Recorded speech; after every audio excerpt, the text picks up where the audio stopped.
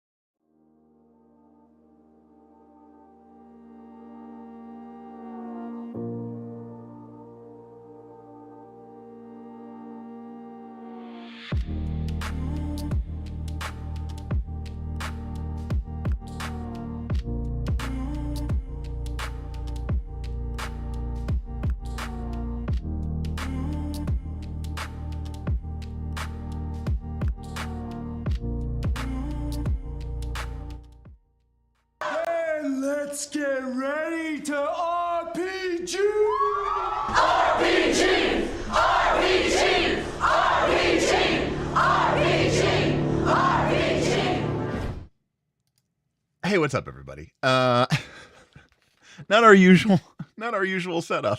I know, and now I'm just realizing that this camera's a little crooked. Ugh.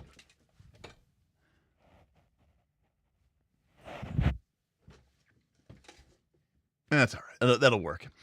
What is up, everybody? Okay. Well, now that's going to bother me. All right. Jesus Christ.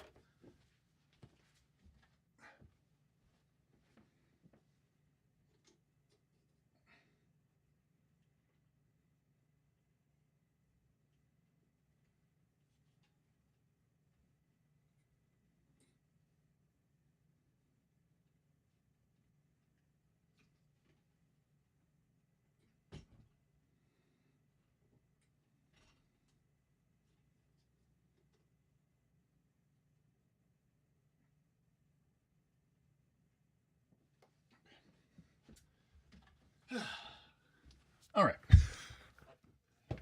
Apologize. Hey. Hey, thank you, iRoll RPG. Appreciate you for joining the adventure. That's awesome of you. Welcome. Let's see here. Did we get a strong? What's going on with that? Do we have that turned off? Let's see. Alerts. Oh. We do have that off. Okay. Sorry. Well, this is for you. I am strong.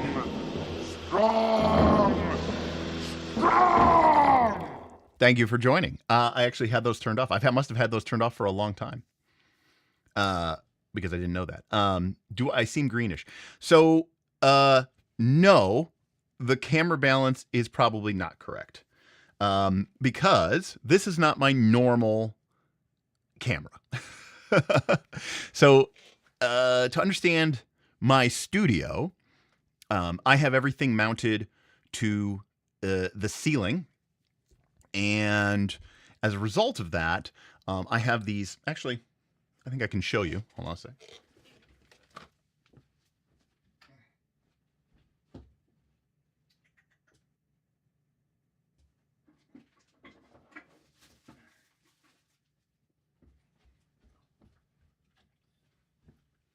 Okay, so I have these Sellens ceiling mounts. So this is like it's like a baby plate thing.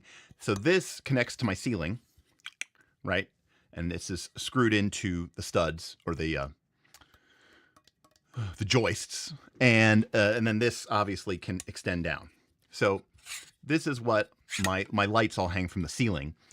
And I have one of these located right on the other side of my computer monitor.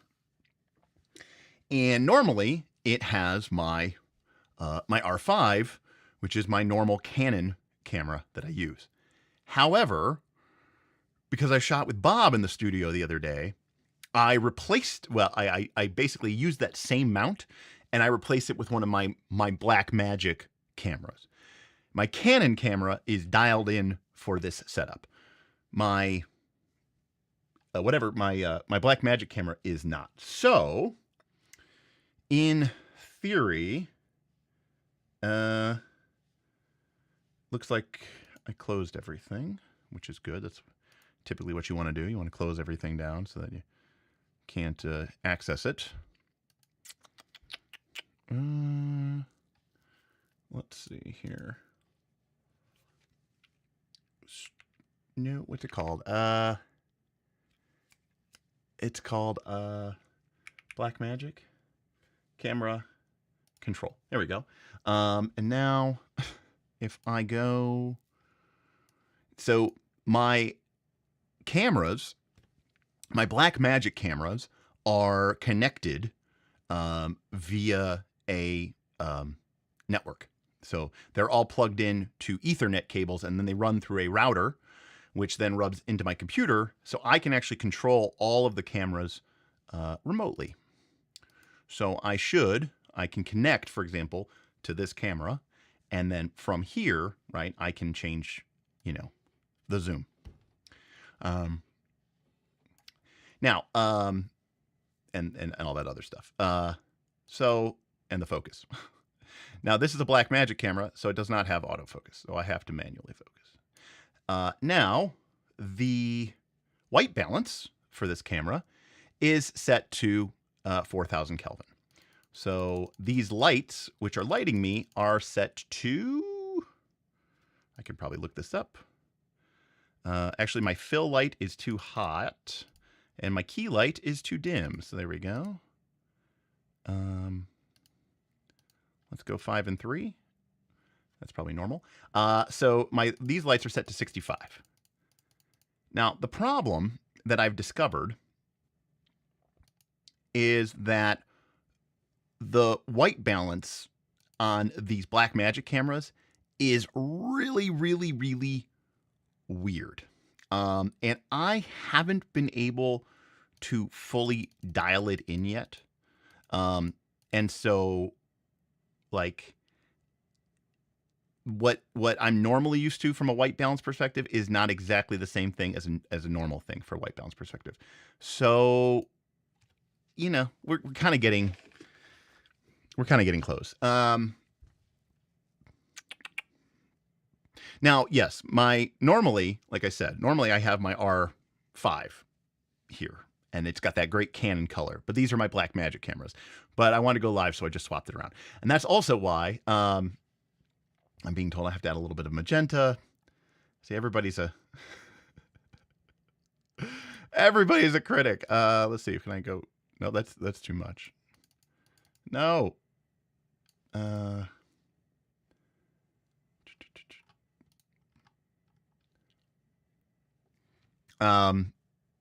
Anyways, yeah. You guys keep this up. I'm just going to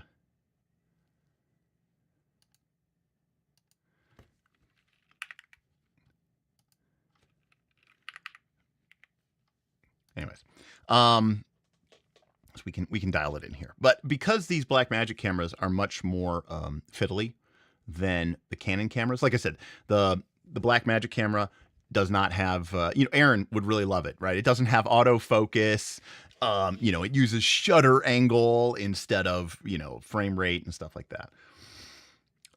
So I find it a little bit annoying to use sometimes personally, but it's convenient, and more importantly, it was cheap, and oh my God, and it was easy to, well, not easy, but it was enabled for me to sort of, you know, back that up. Now, yes. So the other thing is, this is a massive wide angle lens that I use in order to, you know, cover an entire studio stream. So again, this isn't my normal camera. Am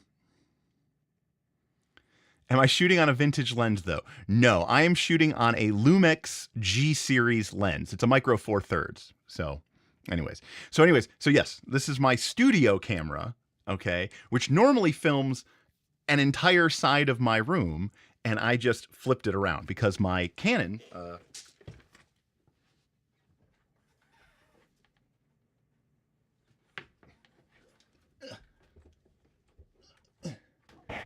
see, this is my normal, this is my normal Canon that I shoot with. That is, you know, normally that I shoot with on the you know, on the camera.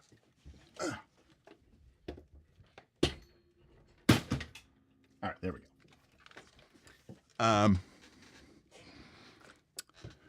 No, it's a completely different camera. It's a completely different camera.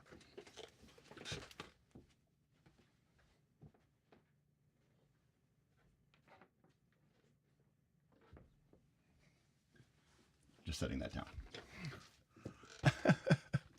I'm a normie. Yeah. Okay. G Helmet says, now that I know that you are colorblind, doing all these colors adjustments and all feel like a superpower. Do the condition had you learn tricks? I mean, my sense of color will never be as good as someone who isn't colorblind. But I've sort of learned what looks good to me and adjusted that based off of other people's. And, you know, anyways, I've gotten used to it. So The other thing, which is I'm not on my, now normally I actually brought this down because I don't care that it's in shot because it's such a wide shot anyways. I don't care. So this is my Sennheiser MKH of P48, which is my really expensive microphone. But so I'm not on my other microphone because again I swapped my audio setup. So this was the mic I had plugged in. It was either this or use the headsets that Bob and I were on yesterday. So that's why this is here, and that's why this is in the shot. Now, to be clear, this microphone is always here. Normally, it's a little bit higher, but normally the camera, the R, is a little bit lower. So this camera is about here. The R is about here, so it's a little bit lower. And then it's a much tighter shot. And so you don't see this. Actually, usually if you look very carefully, sometimes you'll see this thing just tipping into the top of the shot. So anyways, so what you're hearing is me talking through this microphone. What's up, Nimble? Hey, Evan. Good to see you on RFC today. Dropped a couple tips. I was having fun. Apologize. Sorry. I'm happy you could join them. Anyways, tune into RC for paper and layout. Turn in KLC for cameras and microphones. I could talk about cameras and microphones all day. Keith says pan down, less headspace. Well, I can't pan down, so it's not. So now, on the contrary, this camera, this is my OBSBot camera, and this camera, right? I can tilt this one all over the place, right? So that one, can go all the way down. So so I can't pan that other camera like I can pan this camera, unfortunately. So anyways, so the headspace is freaking you guys out. Okay. Right, it's a tilt, not a pan. Pan is left to right. It's a tilt. Hey, I remember that. Thanks, Zizigan. Keith, yes, this is one of the OnlyFans cameras. I have several OnlyFans cameras. So there's that. Now, I mean, if it makes you feel better, I can. Now, this camera, okay, so this video, yeah, depending on how you're watching it, I'm streaming it out at 1440 p, right? So bigger than HD. But this camera actually outputs a 4K signal. So this is actually the size of the signal. This is a 4K image. And what I'm doing here is I'm just shrinking it, the whole image, so that it fits in the 1440 image. So I can technically zoom in without loss of resolution because this camera is outputting at a higher resolution than what we normally have in YouTube. I mean, from an eye line perspective, right? So if you can think of, yes, Blackmagic loves their student. Yes, Aaron, they definitely do. But if you think about it from an eye line perspective, if you could imagine this, shot divided into thirds, all right? So if you could imagine a horizontal line going about here and a horizontal line going about here, my eyes should be at that first third line. And another good rule of thumb is I should have about a fist's worth of headspace above me. So, technically, let's see, that's probably a better shot. But, I mean, we're digging the wide, right? We're digging the wide angle, right? You want to see the whole thing. But technically speaking, this is a better shot. Technically. But, there we go. I mean, this is so wide, you can actually see here. Well, no, here. You can see the edge of my light. So there we go. That's my light panel. There we go. Got it. No lights can be in the scene. That would be inappropriate. What's up, everybody? Mark says this is way better than Stovetop. Actually, now that I'm thinking about it, depending on how far we go down this rabbit hole tonight,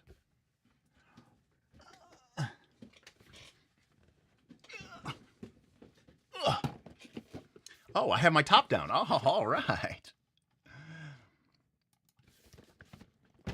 I kind of want to I want to test this out. I bought this microphone because I recommended it to the rules lawyer.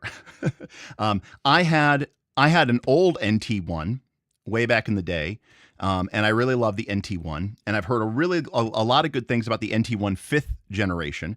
And this just came out. I actually kind of wasn't really aware of it. Otherwise, it probably would have been on my audio visual stream. But what I was really excited about this was, and by the way, remember I talked about like good intermediary microphones, right? Like everybody wants to,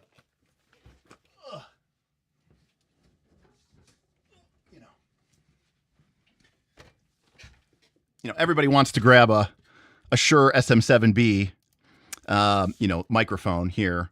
Mine was in the closet. I don't use mine anymore. But this is an expensive microphone, as I've talked about before. It's like $500 or $600, and it only takes there you go. Oh, can't even see it. It only takes an XLR input, so you need an audio driver in addition, right? So you would need like a Focusrite or some sort of digital analog to digital audio interface. But in the case of like a Shure SM7B, which I know is very popular in the Pi, and I have one. I mean, there's a reason I have one. But this microphone is so weak, you can't even connect it directly to something like this. You actually need an additional booster, something like a cloud lifter, which is a preamp booster, so that you can get your signal hot enough or strong enough to even be picked up by this digital interface.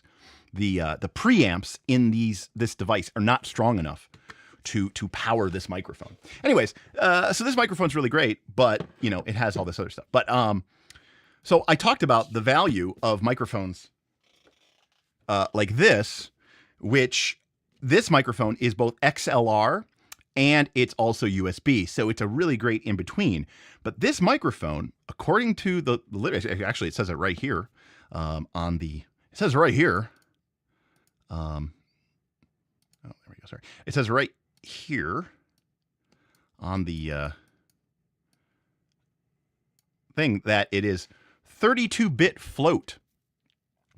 And so 32-bit float digital audio signaling means that this microphone has enough data width. You basically cannot clip the audio. You cannot be too loud. This interface, or this microphone, will never clip through the digital interface, which is really great if you don't know what you're doing. Because a lot of people have problems with, hot mics and setting their compressors and their gain settings. Anyways, so I recommended this for the rules lawyer, who's been, I've been working with him for a little while, trying to up his game, and all that other stuff. Anyways, he was having some problems, and I said, you know what? I'll go and pick this thing up. At the very least, I'll return it. But I was going to set it up just so I could play around with it, just to see if I could help him dial it in. But also, I figured I might hold on to it because I promised Jess Redicop some used audiovisual equipment if she helps me with this Kickstarter potentially. And I was like, this would be a great microphone for Jess. Black Lodge, not making the shotgun mic indoors mistake. No. And to be clear, this is not a shotgun microphone. This is a short capsule condenser microphone. But yeah, a lot of people make a mistake of using a shotgun mic indoors, and it tends to sound like crap. You get a lot of phase combing. You get a lot of weird reverberations. It does not do what you think it is going to do. Turns out shotgun microphones are really great outdoors or in extremely large rooms, or in really, really well treated rooms. And for most people indoors, it is neither outdoors, extremely well treated, or very large. And so shotgun microphones actually usually end up sounding worse. This, however, is a short capsule. It's not a cardioid. It's a hypercardioid. It's a hypercardioid or something like that. Well, not only that, Black Lodge Games, but, Shure is aware of the deficiencies of this microphone. And they're also aware that a lot of people are using it now. So now they've made several versions of this microphone. One of them that they've made is now called the Shure SM7DB. And the DB is a play on decibel. And it basically has a built-in preamp into it. So you don't need a preamp. Basically, it's just a preamp, into a preamp. So they actually make this now. And then there's also the Shure MV7, the MV7 Plus, which is not only an XLR, it's it's not quite as good as this SM7B, but it's the same basic technology. And it has a USB interface.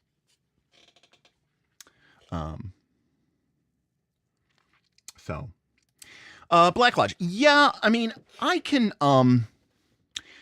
push a Rodecaster interface to get the SM7B, but I find that you get a lot of, I don't think that those. I think you get a lot of interface noise when you really crank. When you push your sliders and your gain, you can introduce a lot of electrical, hiss, and depending on how good the audience is, but so I don't know Audient though. I don't know that brand as well. Yeah.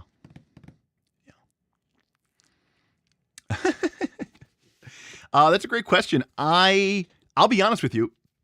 One of the biggest problems that I have is I have a ton of XLR cables, and I also have a ton of DMX cables. And for those of you who don't know, DMX cables and XLR cables look exactly the same and technically function the same, but they have different impedances and they have different ohms or whatever, resistances. And it is, I have made the mistake more than once where I've accidentally used a DMX cable. If you use an XLR cable as a DMX cable, it's not that bad. You're just using an expensive cable for something. But if you use a DMX cable as an XLR cable, then you get into problem. So DMX stands for digital multiplex. It is the signal that you use to control lights remotely through cable. Now they have Bluetooth DMX, which is kind of at that point, it's not really DMX anymore, but they just call it that. But yeah, it's like for lighting boards, where you can control all the channels and stuff on par cans and stuff like that. And we have all those around. Anyways. Oh yeah, cables. We live in a world where cables are anything but cables. I don't care if you make cheap cables. That's fine. I just wished all cables were properly labeled. That's the real problem. I know Linus Tech Tips sells like a $75 cable now because it's actually rated to do what it says it's going to do. DMX X going to give it to you. DMX are going to give it to you.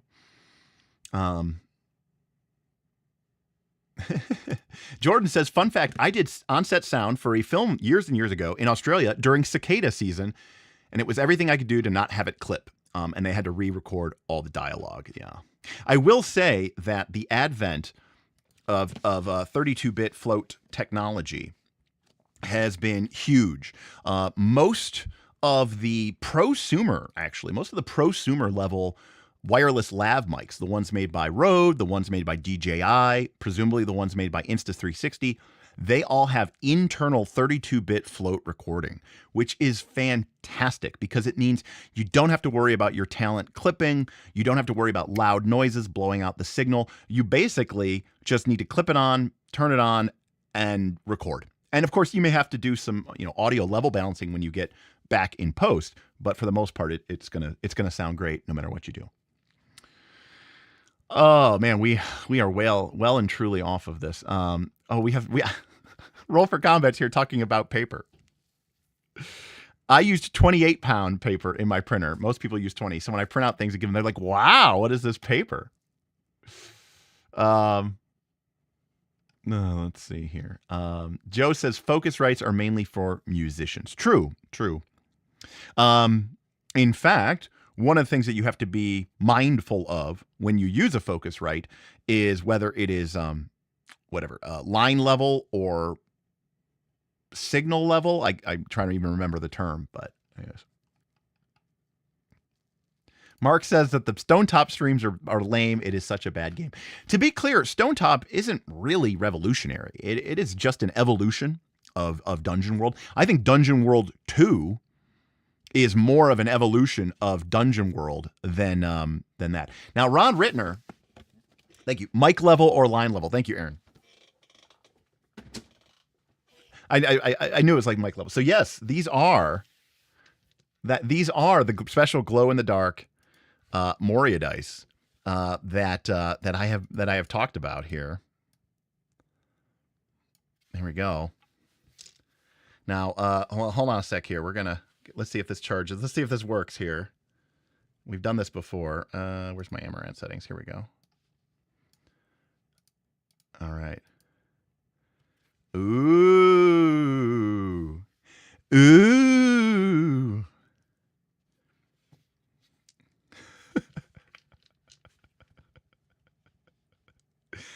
Now, to be fair, they're not like charged up or anything. So, we would need to. Do we have? I can't believe I don't have like a light or something.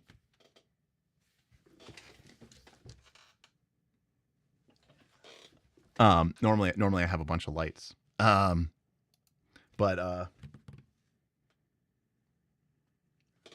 anyways. Marcus says I need to recite the words. Let's see. Look it up here real quick. It's something I don't know it exactly. I mean, I know it says, I crafted by Narvi or whatever. The runes of these runes were written by Celebrimbor of Eregion, and speak friend and enter, right? Mello.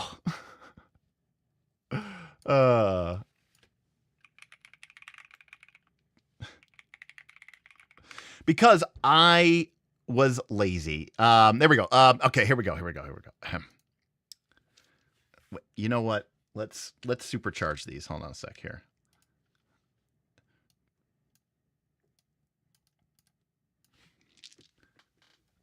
I'm holding them up to the light so that they get supercharged up. Here we go. This is the quality content that you guys come for. All right.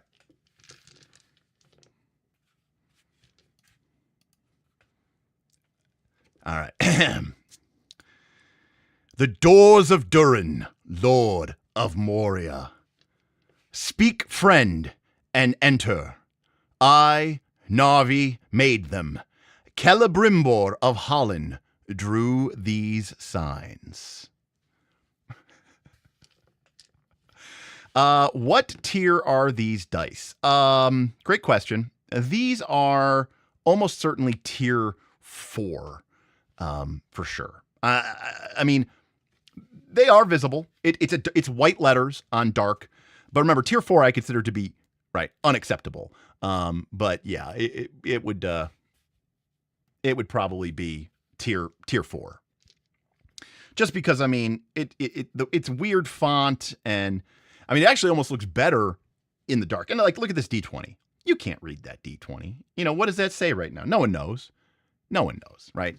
So, I think no, I mean, like, look, here's the problem. If you just look at D6s, okay, D6s are unfair because, anybody can read a D6, but it's when you start busting out the D12s and the D100s and the D10, that's when it becomes, so that the D12 and the D20 are really where the proof in the pudding. D6s are easy, generally speaking, T6. Well, so Marksum, this is how it all started, because I made fun of Luke from pirate board for making glow-in-the-dark dice.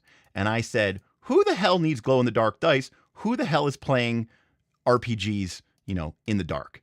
And no one had a good answer. So, and of course, the joke was that at Gen Con, I bought these dice. Now, Aaron says, now show those beautiful those tier 1 Mad Dragon. All right, so here we go. These are your Moria dice.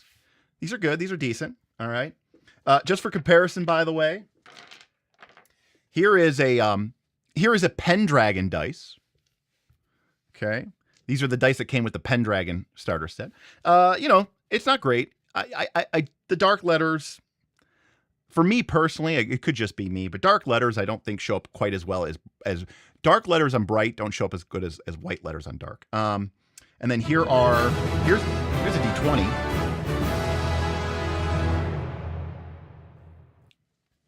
Tabba tipped $25. Been a while since I caught a stream. Despite my past comments, I learned a good deal from the Stonetop streams. All right, well, Tibor. So we didn't get to finish it, Tibor. But thank you, by the way, Tibor. I appreciate you stopping by here. I will say that the Stonetop is really just basic. What we've been focusing on, and I know people, like, oh, why are we still covering Stonetop? We're not actually covering Stonetop. What we're covering is PBTA, and we're covering how to run PBTA like a fucking pro, like a fucking champ. And so that's why I think it is extremely valuable and useful. But thank you, Tibor. That is extremely generous of you, and I really appreciate you for that. So these are the Pendragon. So this is just some random, right? Red. People love to put red on black for like evil dice, right? Just not great. Okay, here's just some random, whatever. And then boom. There's the Mad Dragon Knights of Last Call official Hope and Fear dice. Easy to read, huge font that takes up the entire space of the pentagon on the D12. Look at that 12. It is literally pushing itself to the edges. Very clear font. No serifs, right? Very basic. For Bob's sake, a nice little line underneath the 6 and the 9. Very, very, very clear. Maximum readability. And the cut, the edges on the font are extremely clean. Again, no serifs. Just a very basic, simple, easy to read font that uses the entire size of the space. Now, someone said, well, so I don't know if I have my Vortex green, but I do have some. I do have some of these. These are the Megahedrals from Chessex. I don't mind these. I consider these Megahedrals. This particular set of Megahedrals, I don't know what color this is. I consider this set of Megahedrals to be tier 2. I think this is a decent. I think this is a decent size. Now, of course, they're large. I'll be honest with you, large helps. Because that way it's easier to read from far across the room, right? Anyways, and for those of you who don't think that I don't put my dice where my mouth is. I don't know if that's the right way to say it. Here we have my dice bag.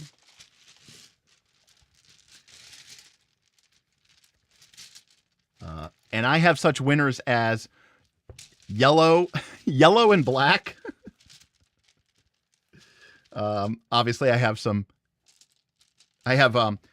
slightly off-white with black letters. So that's like a bone white. It's not quite white, but it's like a bone white. So I do have those. Now, my very first set of dice that I own are these. Now, they used to be called the Water Elementals. Now Chessex just calls them blue sparkles. But back in the day, they were called the Water Elementals. And this, for the majority of my RPG life, I have used these, which is... Now, I will freely admit that some of these dice, by the way, are in excess of 30 years old. 35 years old. And so some of these dice actually have become hard to read. And the reason is because, either dirt and debris or me just getting bored during a session and starting to use my pencil to fill in the numbers has, and eventually I erase them, but you never erase it completely. So some of these dice have been made more illegible over the years. Tim is in chat, and one of my players for 20 plus years, that says, as a player, these are the feared dice for sure. So here's a great example. This is literally this might be like a 30. Yeah, this is probably like a 32-year-old D20. Now, obviously, I don't really use this anymore. It is illegible. And the reason it is illegible is because the numbers have just gotten like filled in with pencil and gunk and just a bunch of stuff. As a GM, I tend to use this D20. Now, I don't like this D20 because it has red numbers on a white background. I don't like red, partially because I'm colorblind, but it's big, so people can see it pretty easily. I also like to use casino dice, just because I have a lot of them and they read pretty well and they're balanced. Yeah, I could clean them. Now, I've said this before, and I will say it again. My very first D20, my very first set of dice. Now, so, story time. I've told this story before, but I have several sets of this set of dice.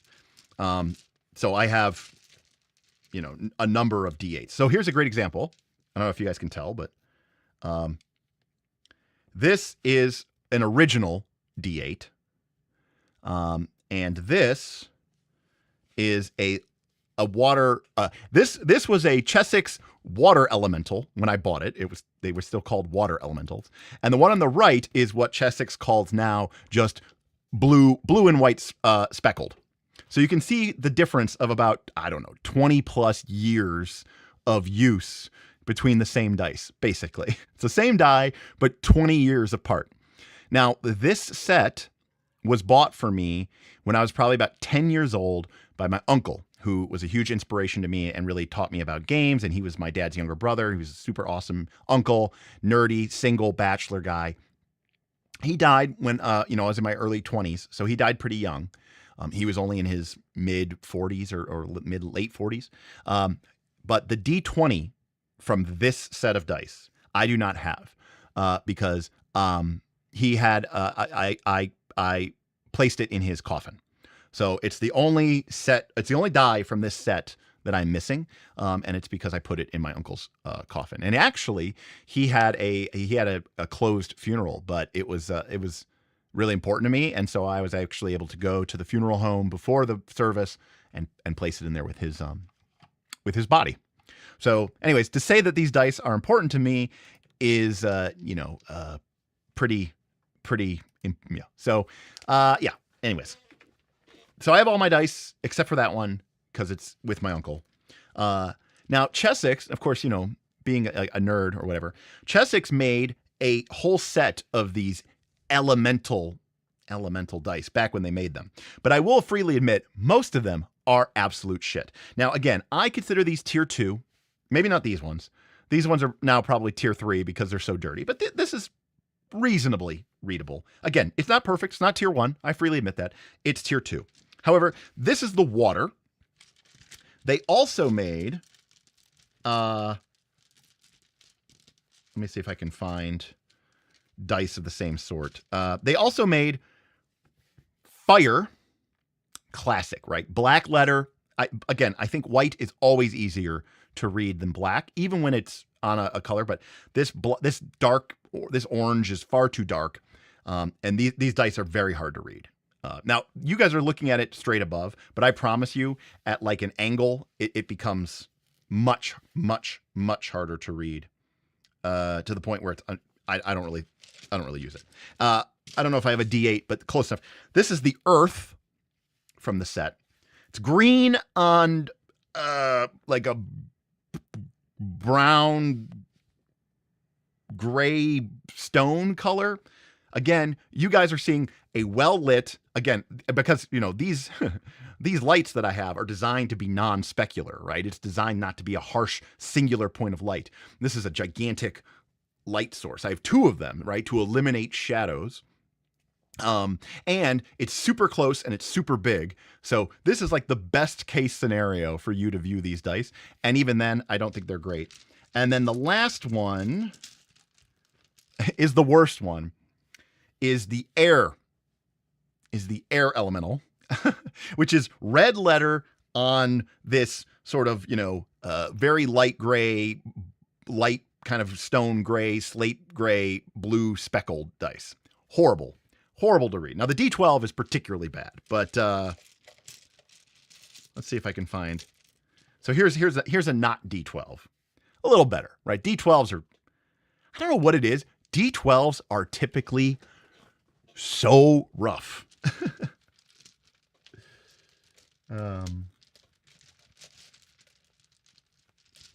Now, I did buy these. I haven't gotten a chance to use them yet. Okay. But I bought these because for Daggerheart, because I had these. I had these, but I needed D20s. So in case I, you know, as a GM, I needed a roll, but also as a player, right? Sometimes your D12s become D20s in Daggerheart. People don't remember that. I didn't take that into account when I was originally thinking about the game. Let's see, what else do I have any other dice in here that violate my principles? Yep, this one. So this is a D6. Oh, you'll set a set of D20s. You're doing the same set in D20s. Let's fucking go. I love that. That's awesome.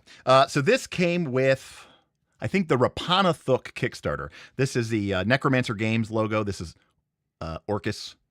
And it's just in my dice bag because I love Orcus. Let's see, what else do I got in here? Nothing.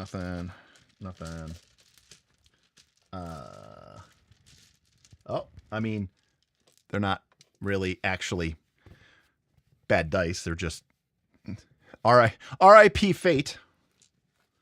Not gonna need these anymore. What else? Oh, here's a red Fate die. Of course, we have a D3.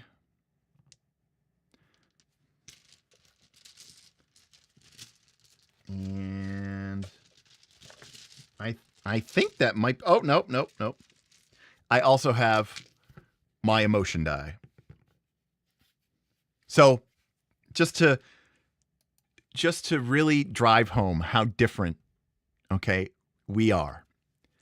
The players encounter an NPC and, you know, the GM is like, man, or you're a player, right? And information is presented to you and you think, wow, okay, I am, you know, Tolvin, you know, Leaf Singer. How do I feel about this information? You know, well, you know, I was raised on the coast. Pirates were part of my life, but also a lot of people I know and love used piracy to survive. So maybe like that's how you determine how your character feels. I go, yeah, I'm pretty upset about it. I would say I'm sad. That's how I determine how I'm gonna roll. That's how I'm gonna role play my character. Just roll on the good old reaction die. Here we go. Oh, you know what? Actually, I have my Mad Dragon dice table, or I have my Mad Dragon dice tray. Here we go. Oh, I'm actually pretty excited about it. I'm really happy about it. Now, here's the thing. You might think that sounds crazy, but see, for me, that's the fun part of role playing. That to me is acting, right? I'm being given direction. I'm being given a script, and the script is being written by the dice and the mechanics, and the direction is being given by the system and the mechanics. And just like an actor, right? Their job isn't to come up with dialogue. Their job isn't to determine how the character feels. That's the screenwriter and that's the director, right? So if the director comes to you and says, you know, you need to be more angry about this. Your job as an actor isn't to go, no. I mean, maybe if you're like some top tier actor, right? So, right, I get my end condition first, and then I work backwards. It's my character surprising me. I suppose that is way, but the difference is obvious. I'm out of the loop. That's why I use the dice, obvious, because it allows my character to surprise me. And, you know, that's what I do find that to be interesting. And I think it's fun because it takes the story in a completely different direction that I didn't anticipate. And in fact, I would even say something like, I would never have done that. And that's what's great about it. I would never have done that. Awesome. That's cool, because that means we're in a new space. And you know what? More importantly, it means that it is a challenge. And I enjoy that challenge. That's the challenge I enjoy. I never really got into acting or theater. I did it, I did some plays in middle school. But then, later on, I didn't do anything. But I've heard people talk about, like, they're like, oh, I love acting. I love singing. I love the challenge of it, the technical challenge of it.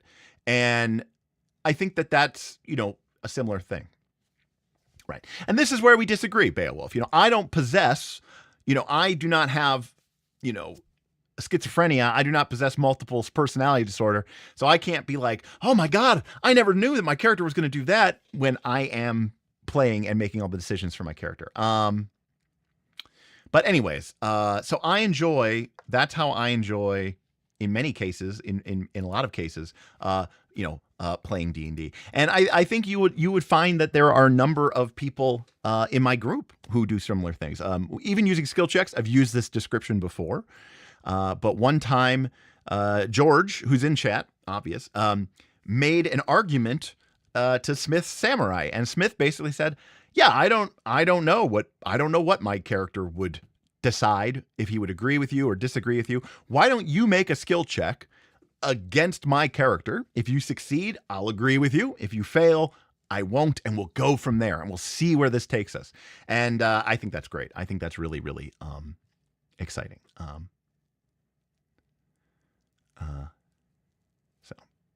And that's what I enjoy, to build or not to build. I don't know if you're saying you're agreeing, but yeah, like making it make sense, right? It's the construction, it's the meta construction of a story that I enjoy about RPGs.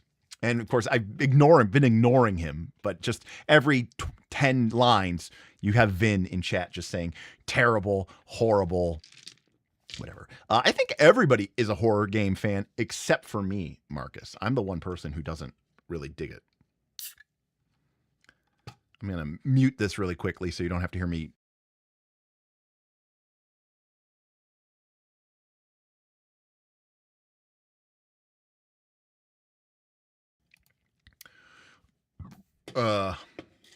Here, I'll show you another thing that's in my game kit. That I'm sure is not in Beowulf's game kit.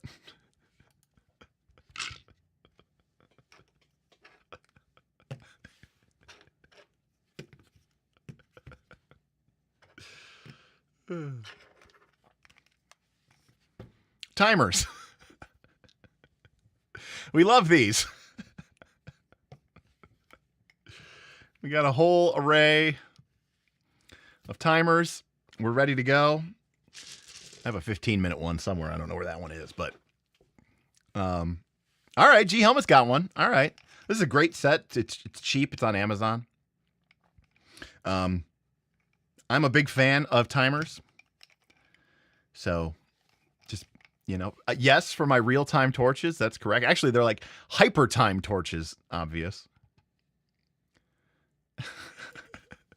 Timers are great for combat so that we could get back to the role playing. I could never time my players. They would throat punch me. And again, Quest Friend, it all just comes down to your experience with gamings. A lot of the games that I played growing up were real-time strategy games or whatever. Or I would play in tournaments, and I would play, I'd play games like Magic or a Warhammer, and you're timed. In Magic, you're timed. If you take too long, you can get a warning. You can get a game loss. So I consider time pressure to be a very useful skill. Or a useful tool.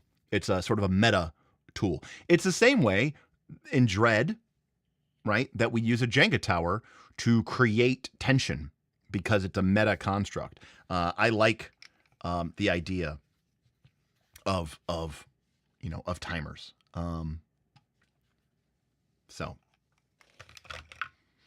Yeah, Jams, it's just about presenting information. It's just about giving them, it depends on what again, role-playing games mean a lot of different things to a lot of different people. I had a friend who I played Warhammer with, and he was very difficult to play Warhammer with because he absolutely refused to be timed. And so he would, he would just take forever, which was great because he's like, I need to win. But I'm like, dude, I would rather lose and just be done in 2 hours. That would be great. Yeah, when I say chess clock, when I say timer, I'm really thinking of War Machine. So I was actually thinking of War Machine. Dinamapapa. And Kings of War, Dinamapapa. Kings of War also uses a chess clock system. Chess obviously uses, untimed chess games are almost unheard of.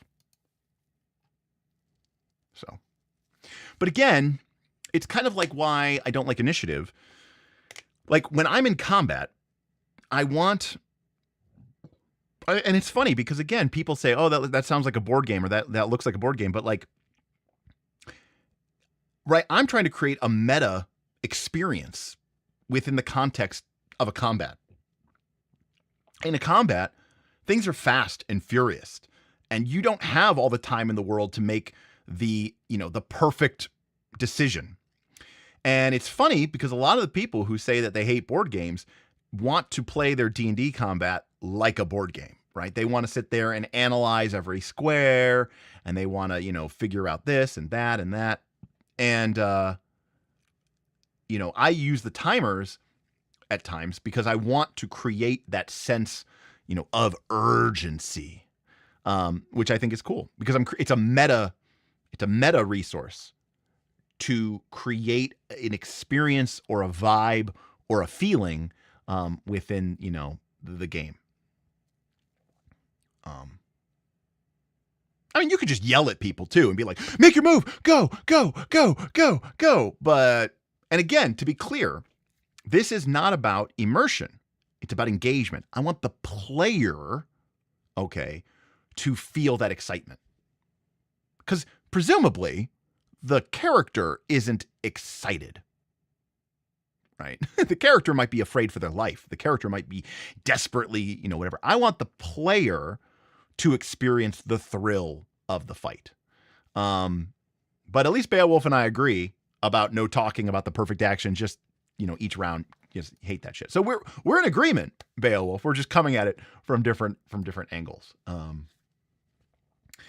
Even 30 seconds is a little bit extreme. 30 seconds is nice to use if, the player's already been waffling for a while and you go, okay, final decision, put it down.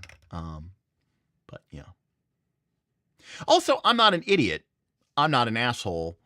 I understand there are times when this is a big decision, and the reason I might not put a timer down when it's a huge moment is because the tension is already there. I don't need to add to it. Why would I want to rush this moment? The players are already, they're like, grabbing their hair and they're clenching their teeth and they're like, oh my God. Okay, we're there, right? I use the timers as a way to skip through problematic areas where the momentum dies. If we're in if we're in the spot where the people are engaged, if everybody's engaged and everybody's experiencing like as a player, like, that excitement, that tension, that drama, then, well, okay, why would I rush through that? I don't need to rush through that. So what are we even doing here? No, Marcus, that's terrible. It's absolutely terrible. Anyways, welcome everybody.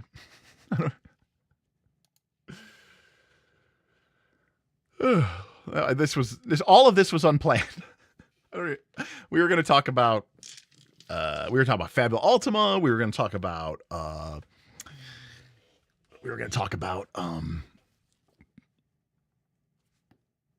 the dice game. By the way, speaking of dice game, I think I did get a chance to show this off. We were going to talk about EverQuest. EverQuest is starting to have an effect. So GM Scott sent me these dice from after we did our stream about my dice game. It is a bunch of red, black, and white polyhedrals. So these are all D8s, and then there's another bag with all D10s. Right, for my dice pool game that I've been thinking about. Actually, though, again, the whole reason that I wanted to create that game is because I wanted to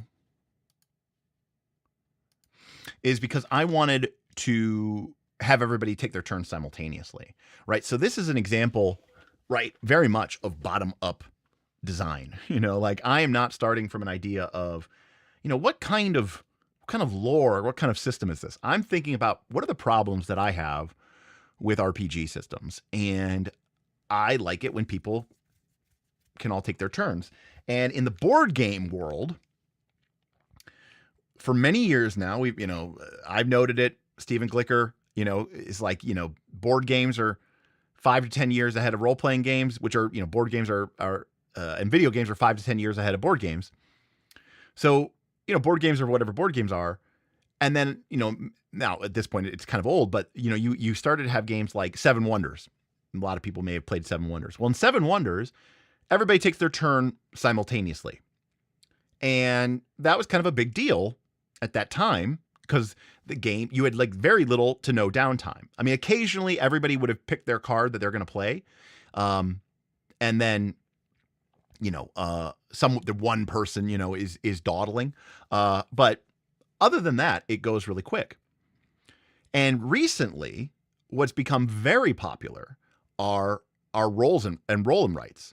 And the nice thing about roll and write games is typically there is one dice roll, a communal dice roll that is made, and then everyone takes their turn simultaneously on their sheet or their little tableau or whatever they're doing. And this is true whether you're playing like Architects or that Lord of the Rings game that Steven and I played at Gen Con. And it's really cool because there's no downtime, essentially, basically. And I like that. I think that's for me, that's an appealing thing because I want to maximize engagement. And, I've given advice, and God knows that everybody else has given infinite advice on the internet, how to keep your players engaged between things. And we've talked about systems like, give everybody a reaction. That'll keep them engaged. And, those are all solutions, but you're not fixing, you know what I mean? You're treating the symptoms instead of treating the disease, right? The fact of the matter is, the real problem is we have a turn-based structure. And that's the problem. So I'm asking, I'm taking a step back. Now, is this role-playing gameable? I don't know. I think most people would say it probably feels more like a board game. Maybe it is more like a board game. But, ultimately, turns are a feature, not a bug. Oh, that's a hard one. That's a hard one for me to buy. It really is. I mean, yeah. I don't know about that. I don't know about that. I mean, sure. And I will say this. I don't mind turns if it's me and my opponent, right? If it's back and forth, I can almost accept that, because everything that they're doing is affecting me. When you're in the typical RPG or even like the typical board game thing, right? Where you're just like sitting there waiting to take your turn, it's a problem. I'll give you a great example. This is a really deep cut. Settlers of Catan, as everybody's aware of Settlers of Catan. Well, if you don't know what Settlers of Catan is, I don't know what to tell you, but there are some details that you may not know, which is obviously you can generate resources even when it's not your turn. Cool. So at least even when it's not your turn, you're gaining resources. So you're starting to kind of formulate what your next turn is going to be. Secondly, players can still trade with you. Now, of course, it's the active player, right, can trade with you. You can't initiate a trade, but if the active player trades with you, so potentially you're still engaged. You're actually doing mechanics. You're looking at your dice. You're looking at your resources. You're like, I need more brick. And the person's like, okay, does anybody? And they're like, well, do you have any brick? I know you got some brick. You're hustling for a brick trade. You're willing to give them 2 wheat for 1 brick or whatever, because you're swimming in wheat, right? So you're still engaged. You're still taking moves. And then at the end of the active player's turn in Settlers of Catan, they get to build. They get to spend their resources. But what a lot of people don't know, who haven't been playing, who haven't played as much Catan maybe as I have, is in the 5 and 6 player version of Settlers of Catan, there is a special build phase that occurs at the end of every player's turn. And what this means is that in the 5 and 6 player game of Settlers of Catan, you get to build even when it's not your turn. And essentially every turn is your turn. I mean,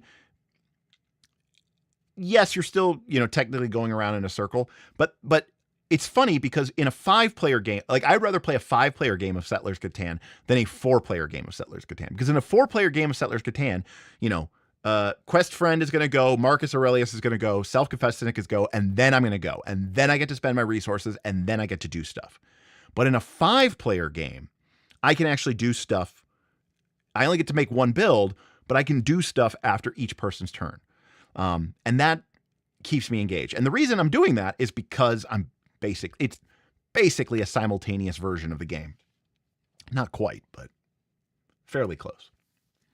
The other thing is, and I've talked about this, at great length, right? Which is if I had, a board here, a grid, I don't know, hold on, I probably have something.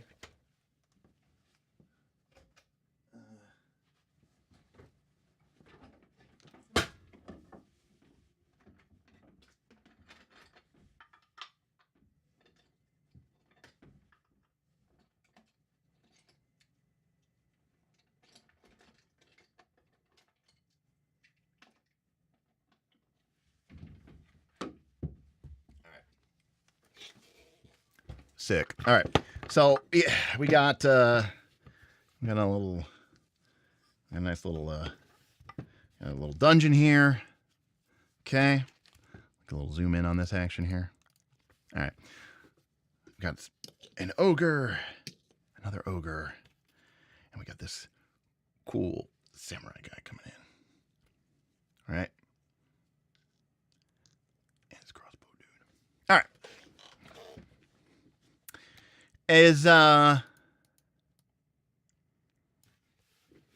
What is this? Is this a board game? Or is this an RPG? If this person gets a turn, they can move so many squares on their turn. They get so many action points or whatever on their turn. Now you might say, oh, this is definitely an RPG. Is it? How do you know that I just didn't set up Descent or Gloomhaven? You don't know. We've grown to accept the idea that this is somehow not a board game. But it is a board game. It's actually a war game because it literally evolved from war games. Yeah. Tactical miniatures combat, a.k.a. a board game. That, you know? Well, Cinnabos says, do they narrate the action or not? But that's the thing, Cinnabos. I think you and I both know that there are many. Number one, the game mechanics don't care if you narrate it or not. So that's literally just FBT. And then secondly, we know that there are thousands, hundreds of thousands of people who are playing their combats, especially their combats. Maybe, right, if we're doing, you know, the scene at the inn, you know, they're going to be like, I take a long, thirsty sip of the ale. Just like my mom used to brew in the forges of me homeland, right? And then that same player, when they get to a combat, you know, they're like, all right, don't forget these guys have AOO and we haven't triggered this guy's AOO yet. So if you go for that back rank guy, you're going to trigger AOO. So what I would do is I would move to here and then start your tumble check. All right, so I'm going to go 5, 10, 15, 20, because that's the first diagonal. Tumble check. Okay, got it. Tumble to here. Okay, then I'm going to use 2 actions and 5 tactical points to initiate a reaving strike. And what that's going to do, hold on a sec, I got to check my note here. Right, look, we've all, you might be that person, right? We've all played with that person. But yeah, so is that really what distinguishes a role-playing game from a board game? You know? And Magus, you are completely correct, which is there is probably a lot of people who probably would be a lot happier playing Mordheim or War Machine or some sort of skirmish miniature game rather than playing an RPG, right? So the problem is with this is, so if I play Axis and Allies and I start being like, you know, we will fight on the beaches, we will fight in the skies and in the air. The German occupation of our land will never stand, right? Is Axis and Allies now a role-playing game? Because I'm role-playing Winston Churchill, you know? If I pick up my 38d6, you know, from my Russian move into the Caucasus with a bunch of infantry, and I go, okay, so General Zhukov comes forward and he orders an incredible pincer attack. He sends 5 divisions against the left flank, drawing, you know, like, is that now a role-playing game? No, of course it's not. So again, I ask you, what is really the difference, you know? Yes, that's my point, is that TTRPGs evolved out of the idea of playing one character, Thaddeus. Not an army, one character. Right? That's the key. You were no longer the general, you were the hero. Right? Quest Friend says, I'm the dork who role plays at the Warhammer tournaments, you know. So I agree. I would agree. All I'm saying is there's nothing in there about whether it's a board game or it's a tactical miniature skirmish game or whatever. If you're playing a role, it's a role-playing game. Yeah.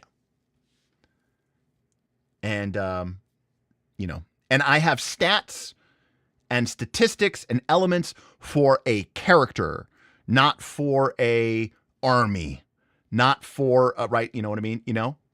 Yes, it's like how MOBAs evolved from an RTS, literally, right? Because Defense of the Ancients was a hack, was a use map settings hack of Warcraft 3, right? So Dota literally was a hack of the Warcraft 3 mechanics. Anyways, Kyoja says, I've played with people who roleplay and stuff like the Sheriff of Nottingham board game. Does that make it a role-playing game? I argue it does not. So, just because you add fluffy bullshit to the game doesn't necessarily make it a role-playing game, in my personal opinion. I could be wrong. Can we make RTS game? No, RTS is like dead. I still watch StarCraft 2 tournament games, but it is, it has fallen far from. We have fallen far from the great heights. So absolutely, I think there are many people who play D&D as a combat simulator, and I mean that's fine. But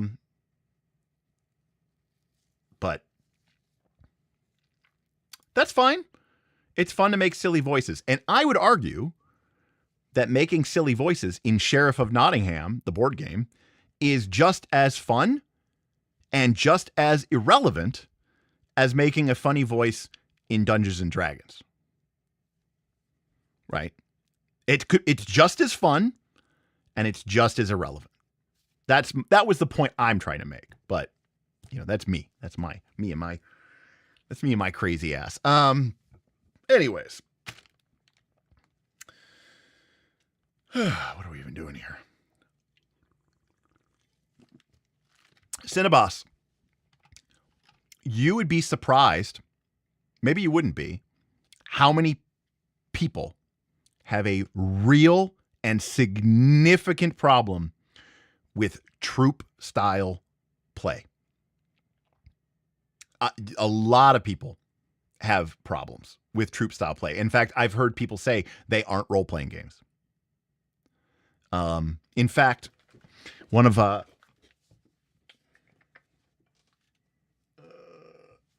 band?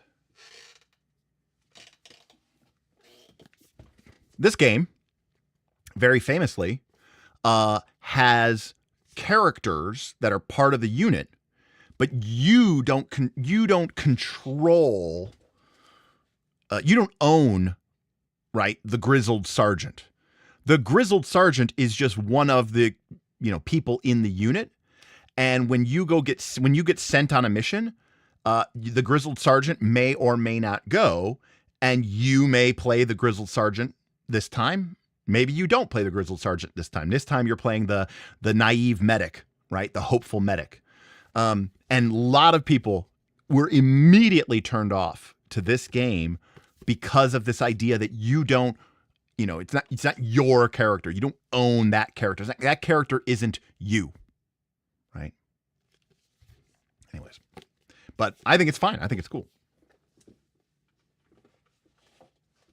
So for a lot of people, yes, I would say Ars Magica, even if you are playing one character at a time, even Band of Blades, you play one character at a time, but it's not your character per se.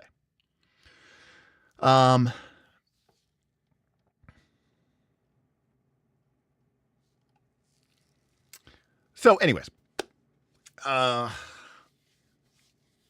I was trying to do with the dice placement game is create a situation where everybody, everybody gets to play at the same time. That's all I was trying to do.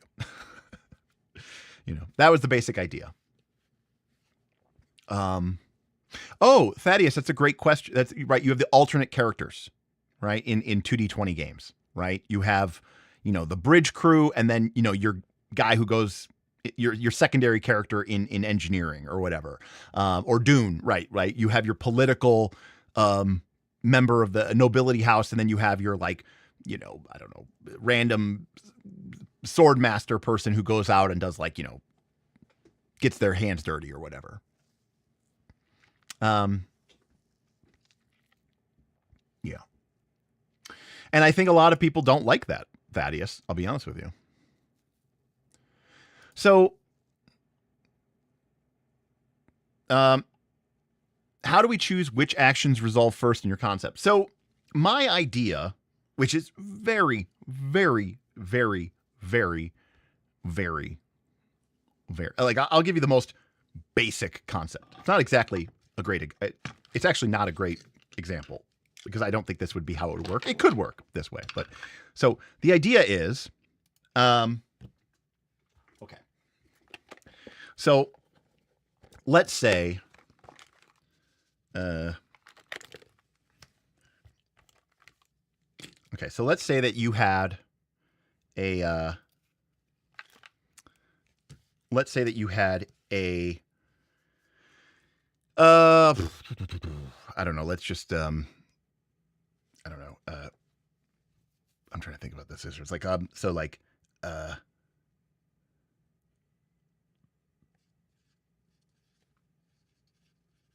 prevent, you guys know I love ogres, right?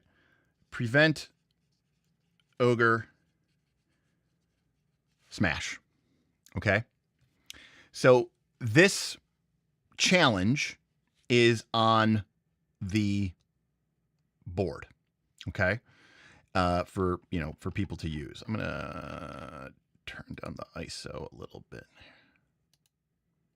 There we go. Okay. And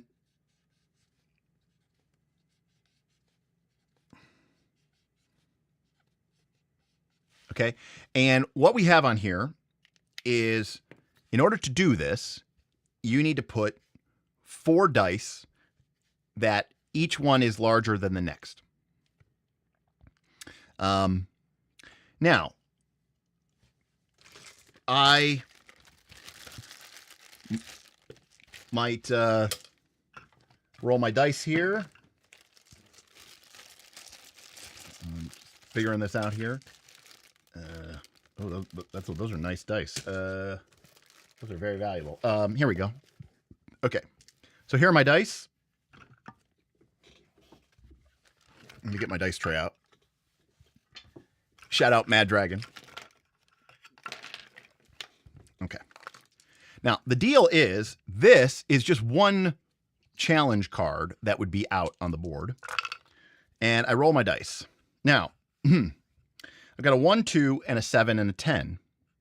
So I could put my 1 and my 2 and my 7 and my 10, and that would be my whole deal. But remember, in our idea or version of the game, black dice are more valuable than white dice, right? Black dice could be thought of as being worth 3 points of effect or 3 points of damage.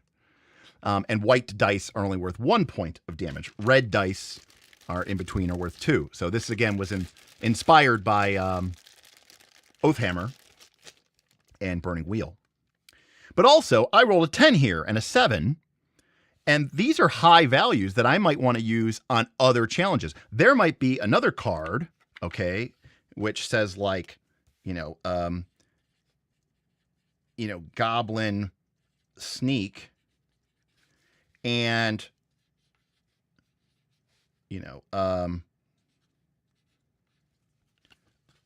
Goblin Sneak, which it says greater than 7. So you can only put dice on that card that have a value of 7 or higher, which means my black D6 could never, even if I rolled a 6, they could never go here. So I could go 1, 2, 7, 10, but I go, hey guys, I got a 7 and a 10 here. I want to put them here. Can anybody else finish this straight? Can we use, does anybody have a 3? Does anybody have a 3 and a 4? Do you have a 3? Do you have a 4? And, that's where you get into like sort of the simultaneousness of it. So you're cooperating, you're talking to one another, you're looking at the board, you're trying to fill out and figure out, what you're placing and how you're placing it throughout the course of the turn. And you're trying to fill, as many elements or conflict boards as you can. And to do that. And yes, I mean, it is very gamey, but my argument is that, I think all conflict scenes, combat systems, they're all very gamey, right?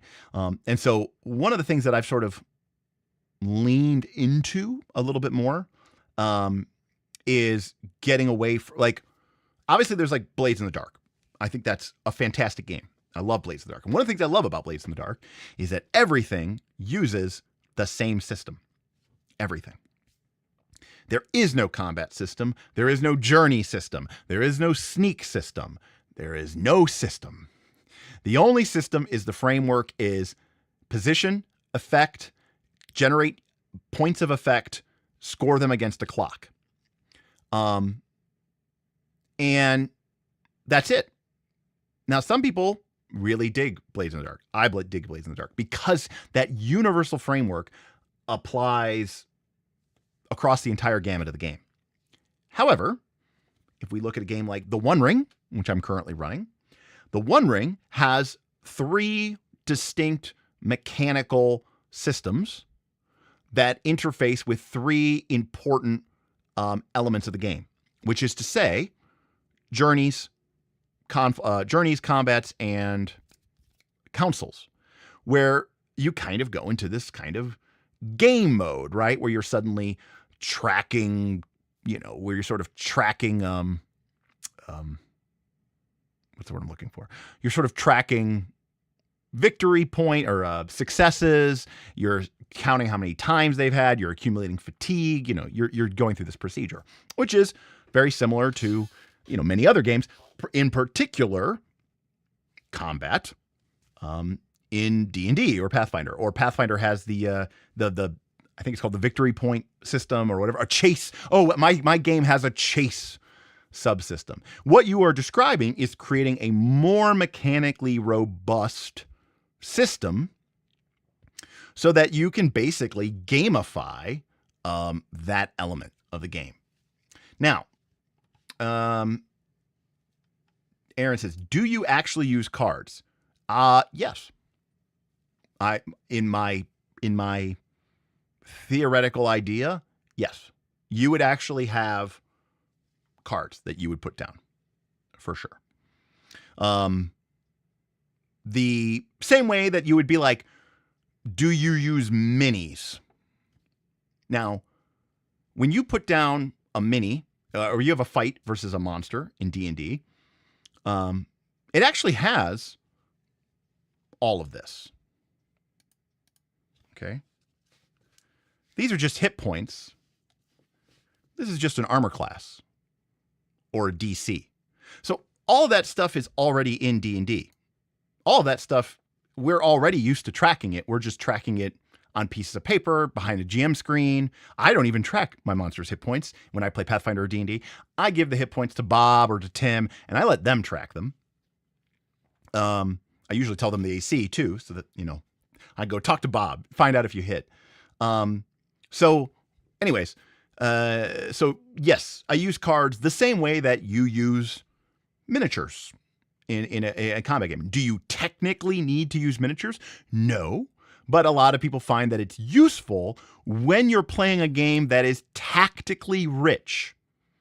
Okay, I agree. If you're playing OSE, which doesn't really have any sort of real rules about anything, you don't really need. You can do Theater of the Mind. It's quick, it's fast, it's quick, it's simple. But if you start playing a game like 4th edition D&D or Pathfinder 2nd edition or probably even D&D 5th edition, honestly, that actually has things like flanking and positioning and whatever, miniatures start to become much more useful because it gives you information about the state of the battlefield. Okay.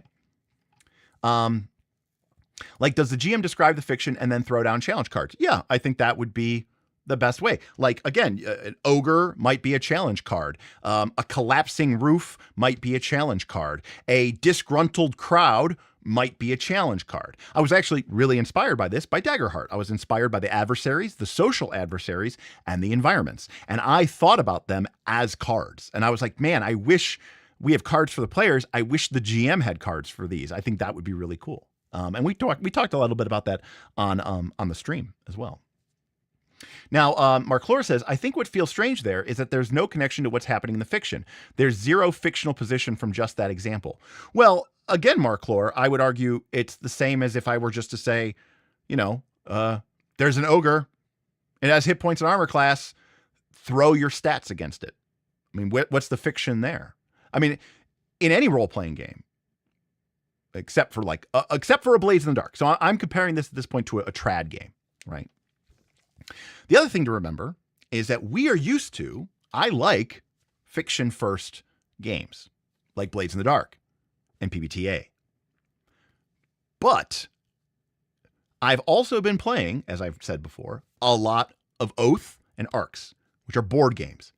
And they have led to incredible storytelling experiences. And ultimately, that's what I want out of a role-playing game. I want storytelling experiences. Jess, and I challenged this. I said, at NightCon, we played 4 games of Oath over the 4 days of NightCon.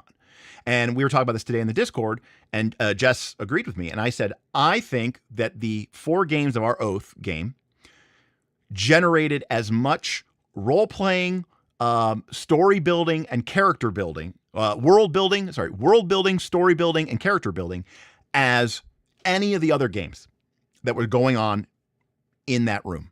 And Jess, who is much more of she's a LARPer, for God's sakes, even said, "Oh, I was totally immersed. I was the Chancellor. I was playing as my character. I was the Chancellor of my empire. I had goals and I was going to pursue them across the multiple games of Oath." Because remember, each game of Oath remembers the prior game. Kind of sounds like a role-playing game, right? But it's a board game. It has a board. It can't have that, but it did. The difference is that Oath is a mechanics first game. Doesn't mean we ignore the fiction. See, a lot of people think it's a fiction first game, so the mechanics don't matter. I disagree. It just means the fiction comes first and then the mechanics follow. In a mechanics first game, now, unfortunately, a lot of people will play a mechanics first game and they'll play it soullessly, right? They'll play it like, I move 4 squares and I strike, and then I use action number 3 to strike with -5 map, right? They're playing a mechanics first game that never touches the fiction. But there are also people who play a fiction first game and never touch the mechanics. And I don't like that either. A fiction first game is, we didn't touch the dice all night. All we used was combat as war. I didn't need to take a rogue. I've got a 10-foot pole and a belt pouch full of ball bearings. So I can auto-detect any trap that the GM ever sends at us. Player skill, baby. And that's cool too. But I prefer, as the great Ray Winninger said, the very greatest sessions of role-playing games occur when you challenge both the player and the character. The difference is there's 2 ways into that yin and yang. You can go fiction first and then into the mechanics, or you can go mechanics first and then into the fiction. What I am proposing is a mechanics first approach to a role-playing game, which when I think people see mechanics first game, they immediately think board game. And I understand why that could be a problem, but that is at a certain concept or conceit what I would be interested in.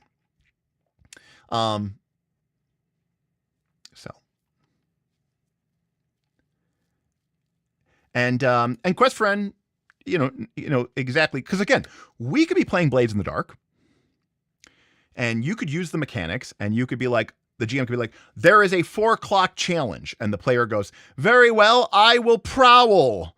Okay, roll dice, generate 3 units of success. I mean, you could play the game like that. I mean, it's wrong per the mechanics of the game, but you could do that. I think it would be terrible, but you could do that. And I think that's true for any role-playing game. I mean, I diplomacy the NPC. Success. They have been diplomated, right? I mean, you could make anything mechanical first and never touch a fiction.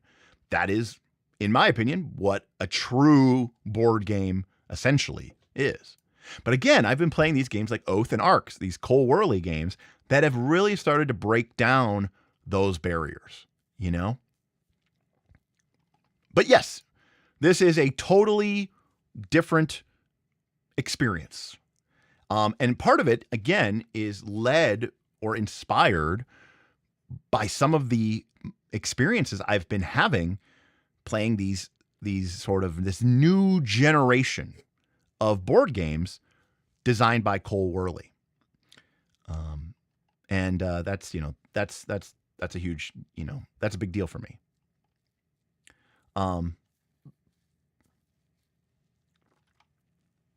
She's a LARPer, for God's sakes.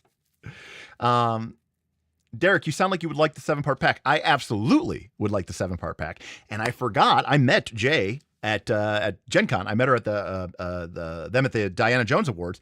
And I forgot to be like, hey, yo, you should hook me up because I can't afford any Kickstarters this year because I'm broke as shit. In fact, you can see my tip goal, Derek's new phone fund, because my phone now, the screen is half works. So I have to get a new phone.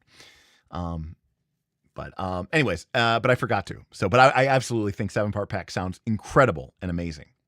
It's sort of a board game type thing, whatever,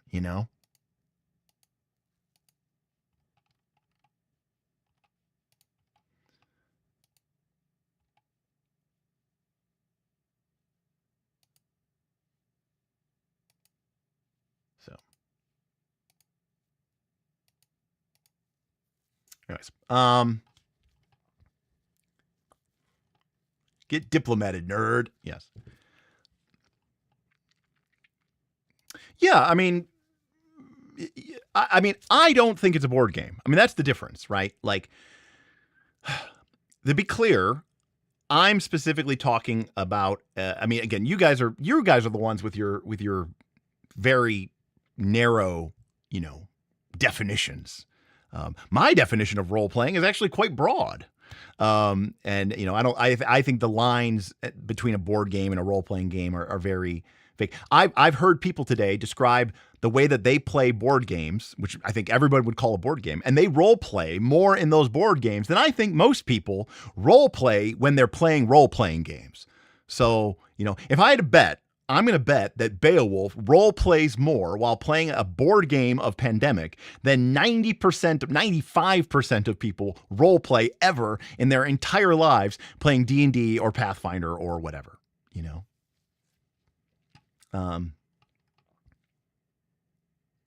Right. Every game becomes a role-playing game if you role play.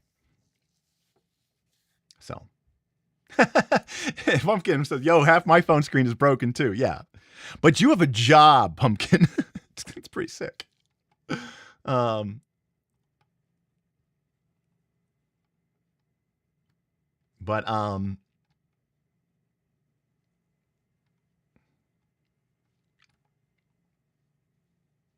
granular would the challenges tend to get? Like you had stop ogre swing, so that's a challenge for a single attack.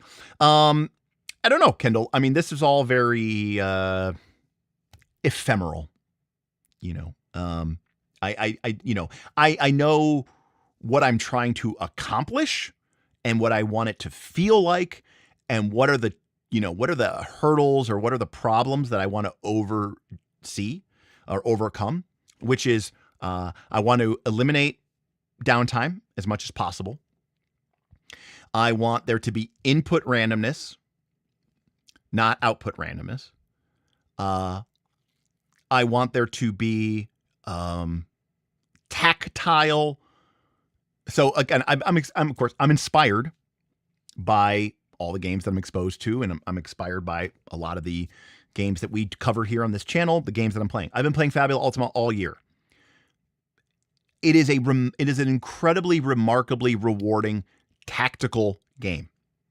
And I think a lot of people would say they're like, how can it be a tactical game?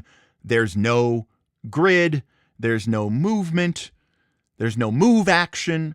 All you get on your turn is one action. And yet, if you ask myself or my players, do you think Fabula Ultima is a very tactical game? They would say, fuck yeah, it is. And we've been really pleasantly surprised by how tactical the combat is, even though there's no movement. Secondly, shout out to Tunnels and Trolls, who sponsored this channel.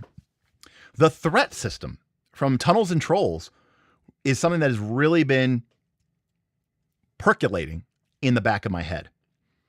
I really loved how they were able to describe fictionally where you are based off of this idea of this threat level. And how that threat level was a numerical bonus or penalty depending on what you were trying to do. And again, it is a soulless, abstract number, but to me, it does all the work that it would need to do. Okay? So for those of you who didn't watch Tunnels and Troll, how dare you? They were a sponsor of this stream. So in D&D, we have this idea that, okay, this guy, our little, actually, this is a red dragon samurai from the D&D minis game. He was actually very strong, and I'll tell you why he was strong. Once per game, he could do a cone of fire. It was a really powerful attack, very strong model, very good point value, I think. But he suffered from the meta of the game. All right, I'll turn up the ISO a little bit. Anyways, so we have our dragon knight here. He's our PC. He's our heroic PC, and he's in combat with 2 ogres. Maybe they're flanking him, right? So this guy's clearly in danger, and we understand that because we see the minis, and this somehow is not board gamey to people, even though I think it actually leads to people not envisioning what the game. They're just literally imagining these static people flanking this person. But we've all come to accept that as the way that things are. What happened to my other guy? Oh, he's over here. Okay. And then we have our crossbowman. Now he's got a crossbow. Shout out our crossbowman. And he's over here. And so again, when we look at this battlefield, we get that this person is in a lot of trouble and is in the thick of the shit. And then this guy is not in danger. So exactly the same thing, but we eliminate the minis, and instead you have the Dragon Samurai PC, and then you have the crossbow PC, and you have this concept in Tunnels and Troll called threat. And it ranges from 1 to 3. And 3 means that your character is in middle of a ferocious melee. This bonus is given to you to make melee attacks and to do damage, but it also means that every monster who attacks you gets to add 3 bonus dice or bonus points to their attacks. You're in danger. The crossbowman might be at threat level 1, or maybe even threat level 0. If you're making a ranged attack, this value is a penalty. So you could imagine that if we did this, and I went like this, that is a different combat picture. Now our combat picture might look a little bit more, like that. Our crossbowman is, he's not completely surrounded, but he's being attacked. It's harder for him to shoot his crossbow. Our dragon samurai is still basically engaged with 2 ogres, but he's not being double flanked, right? So this is the same way of reflecting this. Just like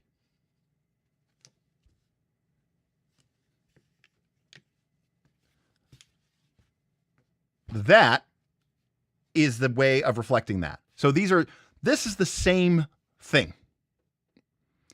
And again, some people have a hard time with that.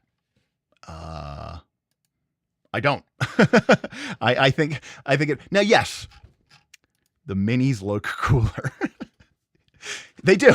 They really do. Minis are cool. Toys are fun. I will freely admit, but they also slow the game down. They come with a cost. Anyone who's played with miniatures knows that they take a long time. In fact, as someone who owns many hundreds, probably thousands of dollars of Dwarven Forge, I can tell you, we don't bust this stuff out hardly ever. And the reason is it's just a pain in the butt. And, yeah, it looks awesome. And yeah, it looks cool, but it's not really, worth it. So anyways, my point is the Tunnels and Trolls really made me think about ways that you can create tactileness, I don't know, tactical situations without needing, a grid or a mini. But I would still definitely call it a role-playing game,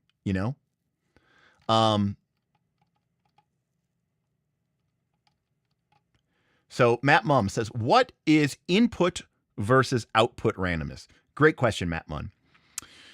Input randomness means that input randomness is like playing Magic the Gathering, or like, you draw your cards randomly, and now you know what you can do for that turn. Okay. So there's randomness, but it occurs before you make decisions. All right. Output randomness means you make a decision, and then we use RNG, then we use dice, then we use some random mechanic to determine, was that action successful, or how much damage, whatever it is.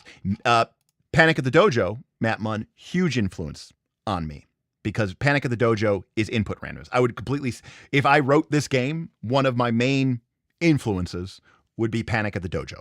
100%. I like Peril too. I like Peril better than Threat because Peril feels more generic, Cinnabas. Yeah, Aaron, I mean that, right? Like Daggerheart doesn't really need miniatures, but they're fun to use, and they serve a purpose. And I will agree to that, I would probably use them too and be very loose with it.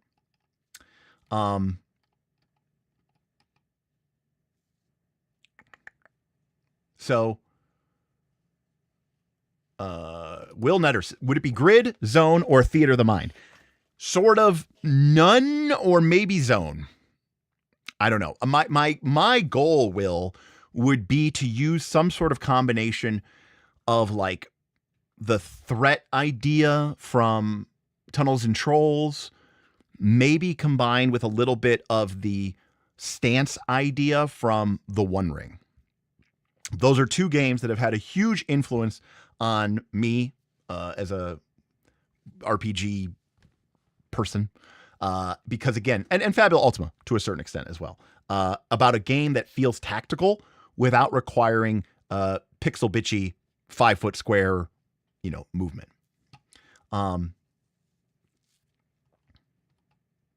Shinobi, that's exactly right. So, we didn't get into the particular details of it. But again, Shinobi, has obviously watched my prior versions. You've been putting work into your own version. That's great. Yeah, it's all player facing roles, Shinobi. I absolutely, for sure. Is it tactical because of random targeting? Yes, right? Because you are attempting to mitigate or control the randomness of that targeting. Self-confessed cynic. It's also tactical because of the robust system of vulnerabilities and resistances in that game. Unlike in other RPGs where like resistances and vulnerabilities are kind of a rarity, or they don't come up that often. Like, oh, red dragons are vulnerable to ice. That's a big thing. In Fabula Ultima, every creature has 2 or 3 or 4 resistances, vulnerabilities, and immunities. Damage types are extremely common. I don't know that anybody in my party does regular physical damage, right? Like when you pick up the Hell's Fury, which is a pair of fists. What does he use? Tim's character uses the shock gauntlets. And it's not just like, it's not Pathfinder 2 where it's like, oh, it's, D6 blunt plus D6 electric. No, all your damage is now bolt damage, which is great if you're fighting a monster who's vulnerable to bolt. It's bad if the monster is immune to bolt or resistant to bolt or even heals from bolt. So it's about changing your damage types. It's about using your initiative to your advantage. So it's very tactical. I find it to be extremely tactical. Now, Beowulf says, so you're telling me that between Pendragon, Tor, Tunnels and Trolls, and Fabu, there might be a way to make a super tactical Theater of the Mind role-playing game Yes, Beowulf. That would also be one of my main and primary goals. So now Pumpkin says, back to the RPGs versus board game argument. I believe that someone could make a strong argument that D&D and other trad games aren't actually role-playing games. Now, unfortunately, Pumpkin, I would agree with you. Smith talked about what he called trad role-playing games, which is to say games that we would traditionally consider to be a role-playing game, and then what he called true role-playing games, which is to say games that are actually about and involve and require role-playing, which is different than what most people even think of when they think of a role-playing game, which would be like D&D. And I agree, Chris. I think D&D does feel like a bloated bad board game to me. And the reason I know this is because you can play D&D or Pathfinder 2 and never do anything descriptive or role play, and the game functions perfectly fine. So,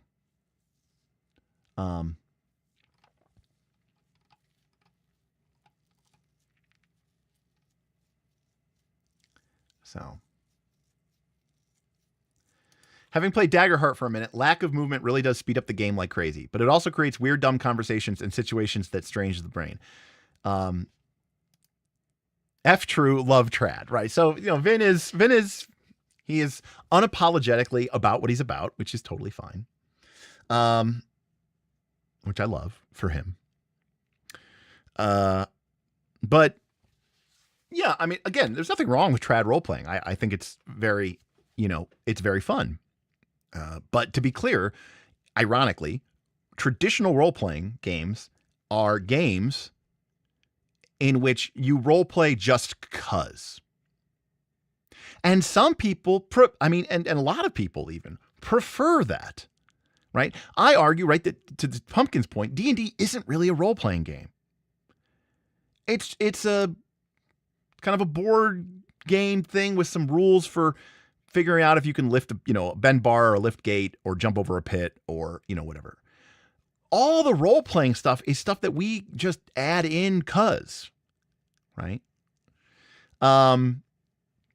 So, and in fact, the difference between, and the reason I know this is because they made a miniatures war game called the Dungeons and Dragons miniatures game. It's up there somewhere. And it was just the 3rd edition rules. It was literally just the 3rd edition D&D rules. Like literally, it was literally just the D&D 3rd edition rules. So I'm like, so when I roll initiative in 3rd edition D&D, am I playing a role-playing game or am I playing the D&D miniatures game? Am I playing Dungeons and Dragons, the role-playing game, or am I playing D&D miniatures, the tactical miniature skirmish game? You cannot tell. It's the same rules. They just rounded everything to the nearest 5 or something, they've also made board games. There's like the Wrath of Ashardalon and the Castle Ravenloft. That's exactly right. The D&D 4E board games, right? I'm talking about the Legend of Dritz, the whatever. Yeah, there's dungeon board games like Gloomhaven, games like Descent. The new Pathfinder Quest board game is pretty much just PF2E combat. And you're like, okay, so are we playing PF2E or are we playing the board game? What's the difference? There is no difference, and Big Die is 100% correct. Most miniature games these days usually have some sort of persistent campaigns and character advancement. You sit down to play Gloomhaven, you get a character sheet. You level up, you make choices. In fact, when you make a character in Gloomhaven, your character comes with a goal, and after your character achieves that goal, they retire. Like, your character basically goes, fuck you, player. I'm done. I'm out. I came here to do what I needed to do. It's almost like the character has this independence of outside of you that you don't even get to control. They really are just like their own character who's like on their own story. Some people hate that. Some people love it. I loved it, personally. I mean, I was very sad to see my Savas Cragheart retire because that character was amazing. And then I played a skirmisher. I didn't like it. A lot of damage, good movement, but I didn't like the character.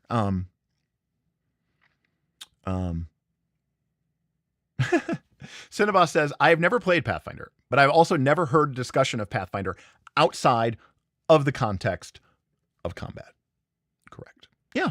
And so I guess what I'm trying to say is, these games are already super hyper mechanical. And so I think what a lot of people, when they talk about role-playing games, what is a role-playing game? Well, when they're playing a trad role-playing game, it has distinct and careful and clear rules. And I think what for a lot of people role-playing game means is sometimes we just ignore the rules. And there's no reason that you can, that you can't just do that in any game, really. Roll for Combat knows what's up. He says, I played the Cragheart and he ruled. And then my next character wasn't nearly as much fun. Roll for Combat, I'm right there with you, Steven. I played the Cragheart. It was amazing. It was awesome. I loved it. And then I played the next character and it kind of ruined the game for me. I was like, oh, come on. That character was so awesome. Plus, I had spent so much, leveling up his powers after we unlocked the power of enhancement. So cool. I'm going to mute again while I'm drinking something.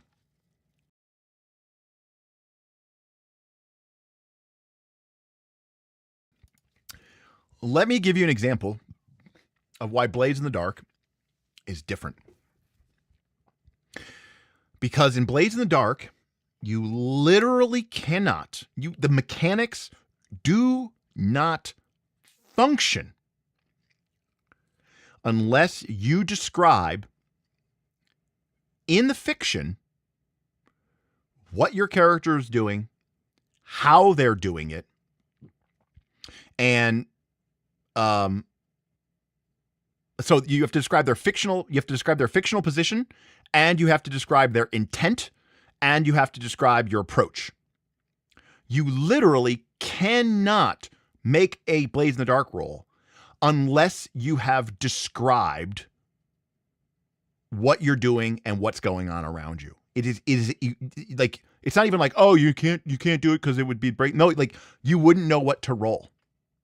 All right. You wouldn't know what to roll.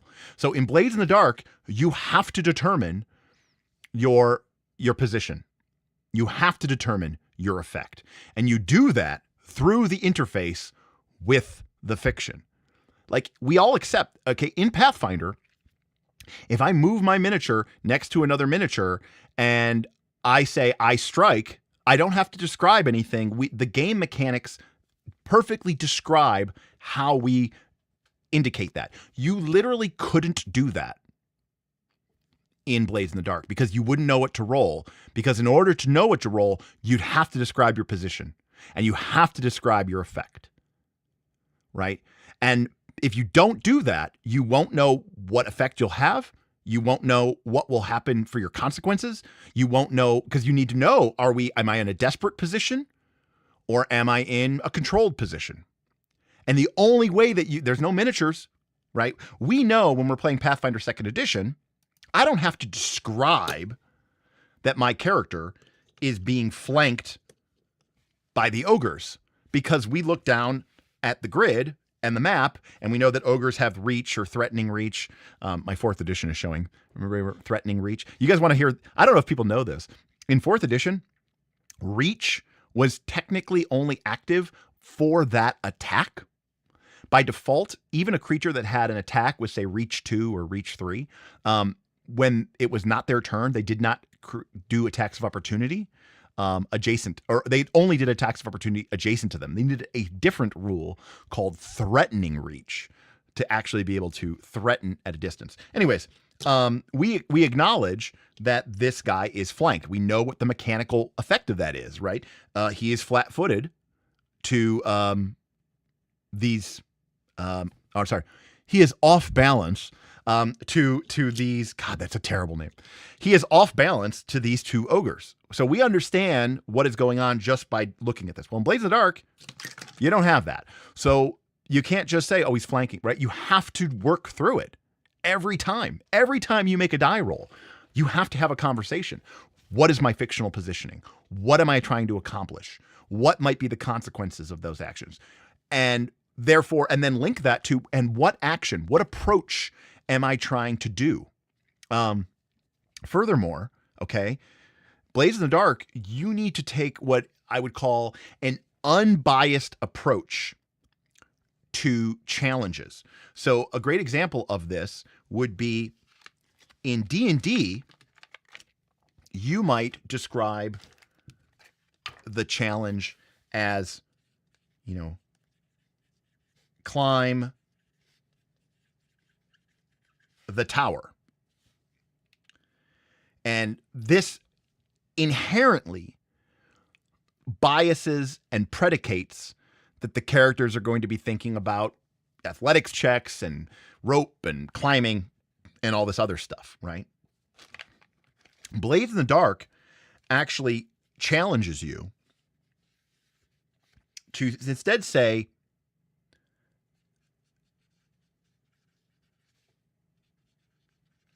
to think of it from an outcome-based perspective instead of an approach-based perspective, right? See, this is an approach.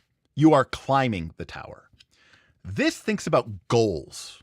This thinks about the end result. What are you trying to do? You're trying to enter the tower. Well, now this is a very different set of circumstances because now someone might climb to get in. They might sneak to get in. They might blast a hole in the side of the tower. They might socially engineer their way in. They might lie and cajole. They might pretend to be part of the wait staff and sneak in. They might forge a document and walk in through the front door because they're part of the ball. There is literally a million different ways that you could use your approaches to get into that tower. And so Blades in the Dark asks us to think not about the methodology, but asks us to think about the outcome. We leave the approach to the player. And depending on whether that is a good idea or not, will determine whether or not the GM assesses that as risky, controlled, or desperate, and potentially whether they give you great effect, standard effect, or limited effect. And so again, the whole predication of Blades in the Dark is built on communication. Blades in the Dark cannot function unless you and the players are continuously, from the ether, weaving back and forth, fictional position, fictional action, fictional position, fictional approach, fictional result, fictional position, fictional approach, fictional result, and you are just constantly doing this. And for a lot of people, it is overwhelming. It is vague. It is abstract. It doesn't make any sense. It's overwhelming as a player. It's overwhelming as a GM. There's nothing for them to look down at and just go, motherfucker, just tell me if I'm flanked. Or better yet, bro, just what's the DC, man? Just tell me the DC of the goddamn tower, and then I will look at my sheet or I will use my player skill to overcome the challenge, this discrete, concrete challenge that you have laid out. So I think Blades in the Dark is amazing. It's incredible. But it is a very different game than I think what most people are even remotely used to dealing with, So I understand why people struggle, is all I'll say. I understand why people struggle.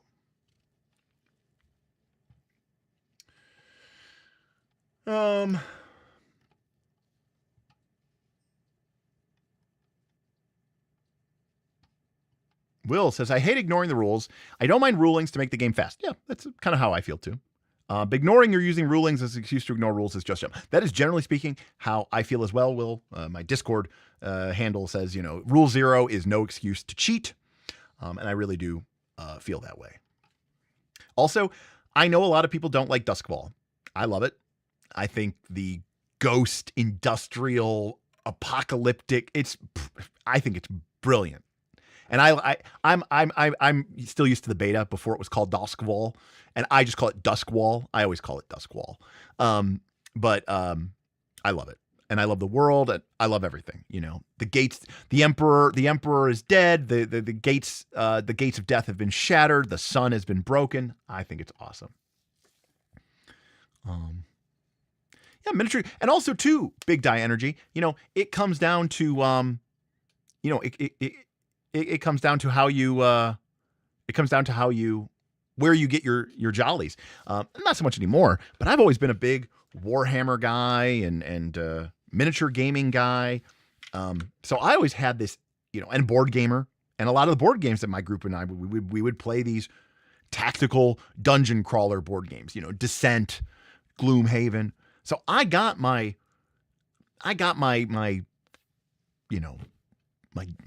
my tactical miniature jollies off through those games, So I never felt the need. So again, I think that a lot of people are kind of like, whatever the version of like sexual repression is in role-playing games, right? Like they really want, like this is why I will never be mainstream. Like they're like, oh, like I think I think I might be gay, but really you just want some anal play and you don't understand that. And so you think that you're gay, but really you would be fine if your wife, you're actually hetero, you're actually straight. But if your wife just, tickled your bum, then you would be satisfied.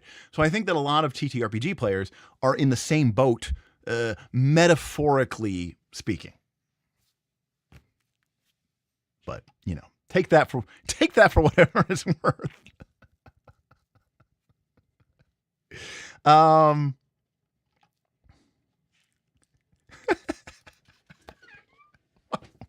are you doing this to us? I'm just saying, Dr.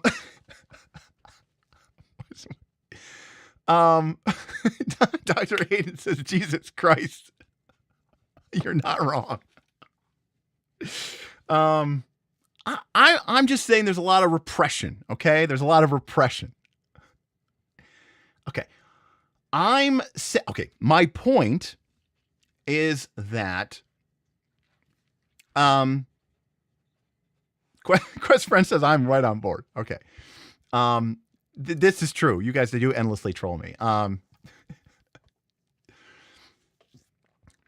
So in this analogy, right, you have a player, and what they really want to do is play Warhammer.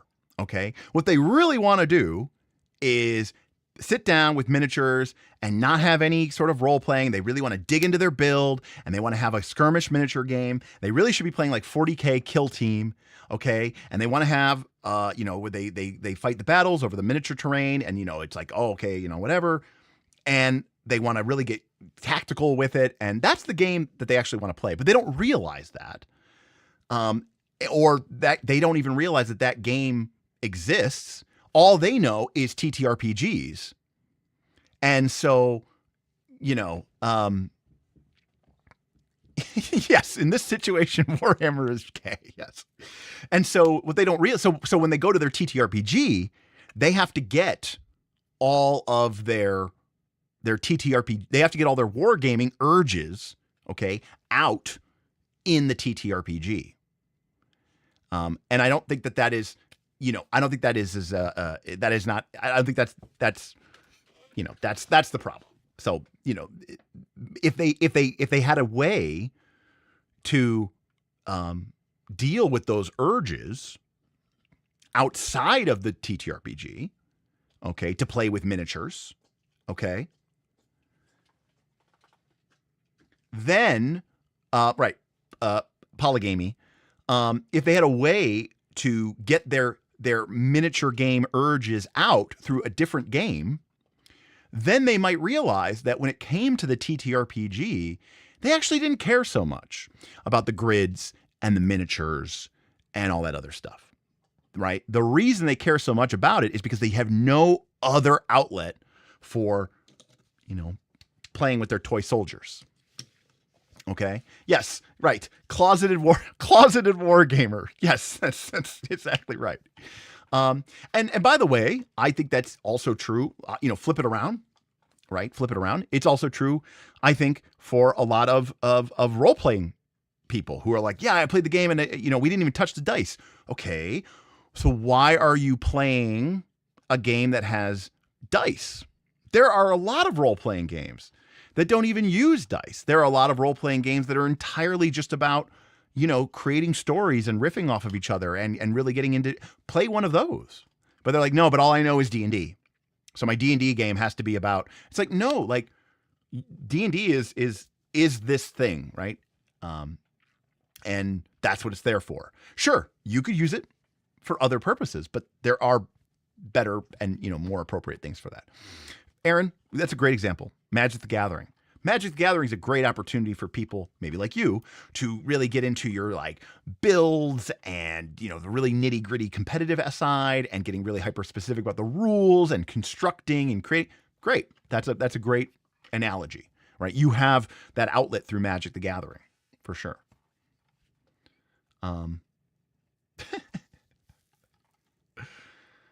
Big Die says, you are also describing the modern day cosplaying culture of D&D. Yeah, I don't think it's because of critical. I mean, yes, to a certain extent, it is because of Critical Role, but it's also because I have a lot of theories about this, but I think it really came. I think Magus. Yes, I think Magus is right. I think it has to do a lot with what are the groups that D&D expanded into? What do people aspire to be when it comes to their ideas of the hobby, right? Again, I don't think there's anything wrong with cosplay. In fact, actually, I have no desire to cosplay. Believe it or not, I have cosplayed. It was not as prevalent at D&D cons. There was always a costume contest at Gen Con, as far as I go back as I can remember. In fact, I was going to say, I even cosplayed once at Gen Con for my group of friends was really into Lost. And we used to get together for these big Lost parties. And for the series finale of Lost, my buddy converted his entire house into one big Lost themed experience. We had a computer, like a show accurate computer, like in the bunker. And you had to, every 108 minutes, you had to type in, 4, 8, 15, 16, 23, 42. It would go bam, bam. It did the whole thing. Anyways, for that, I researched the show. I went into their costume log and I found the exact brand of gray jumpsuits that the Dharma Initiative made. And, I made myself a Dharma jumpsuit. And I wore it to that party. But then I brought it that year to Gen Con. So I wore it on Saturday, on costume day. I dressed up as Derek Workman as a lesbian. But anyways, my point is, I think making costumes, especially the way these cosplayers do it, is incredible. I love the electronics, the tailoring, the seamstry, the seamstry work. I think it's amazing. And I think that's really cool. And I would love to like 3D print the cool costumes and all this other stuff. I think it's really neat. I have no interest in wearing it, and I have no interest in, like being the character. Because there's I've met two types of cosplayers. I don't really, I'm not a cosplayer person, but I've met cosplayers who just wear the costume and they're having fun and they like playing dress up, and that's totally cool. And then I've also met people who become that character and they act like they're that character as if that character was out in the real world. I'm not really particularly interested in that. I don't know how far that goes down the I'm not a cosplay expert, so I don't really want to speak on something I'm not super familiar with. Aaron says, I like the cosplay folks. They love to buy dice. Sure enough.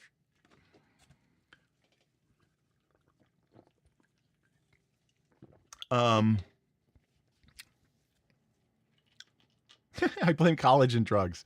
Hey, Henrik. Good to see you. Good morning. Good morning. Good morning. Yeah, it's already midnight.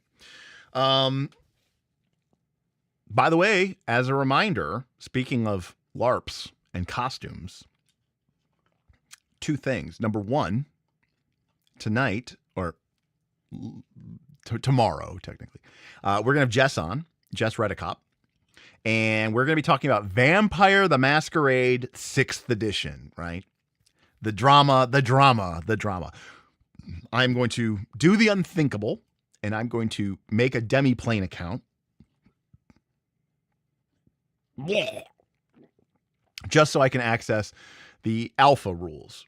And we will be doing that. And Jess is a vampire LARPer. Now, she's not a vampire expert. She plays Changeling. She's not super familiar with the current edition of Vampire, but she knows World of Darkness well enough to be our resident expert. And she has a lot of opinions, I'm sure, about Vampire. And I will be really interested. Now, now you might be saying, Derek, well, why is all this set up? Well, because you guys asked for it. So we are going to be doing. Can't you get the rules on drive-through? Maybe. I think it's an alpha play test. So no. If I don't have to go on Demiplane, that would be the tits. Steam says I don't have to go on Demiplane. All right. Well, I'll double triple check. But you'll notice that we have a tip goal, which is Derek's new phone fund, because Derek's phone is broken and Derek is broke.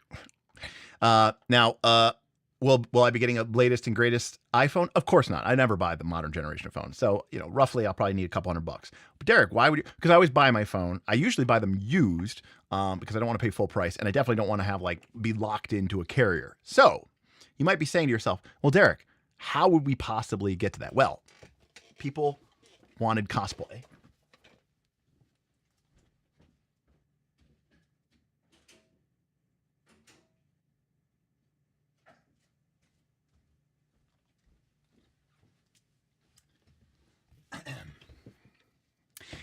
And so tomorrow, this tip goal will change from Derek's new phone fund to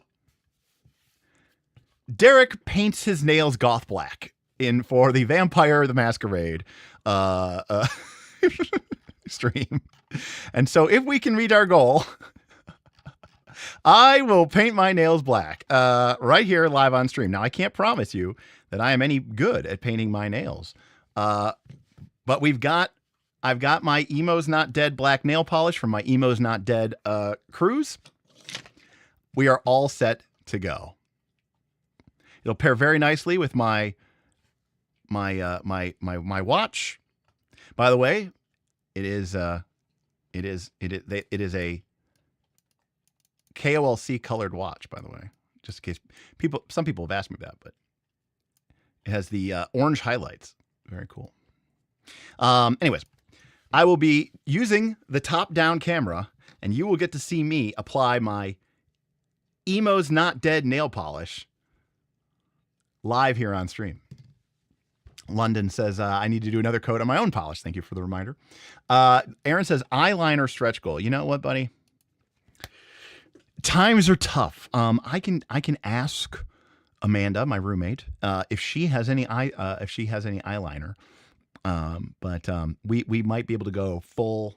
I'll just get a nice wing, going on here. The tip goal is $500. I'm a little surprised you never painted your nails while you were doing woodworking. No.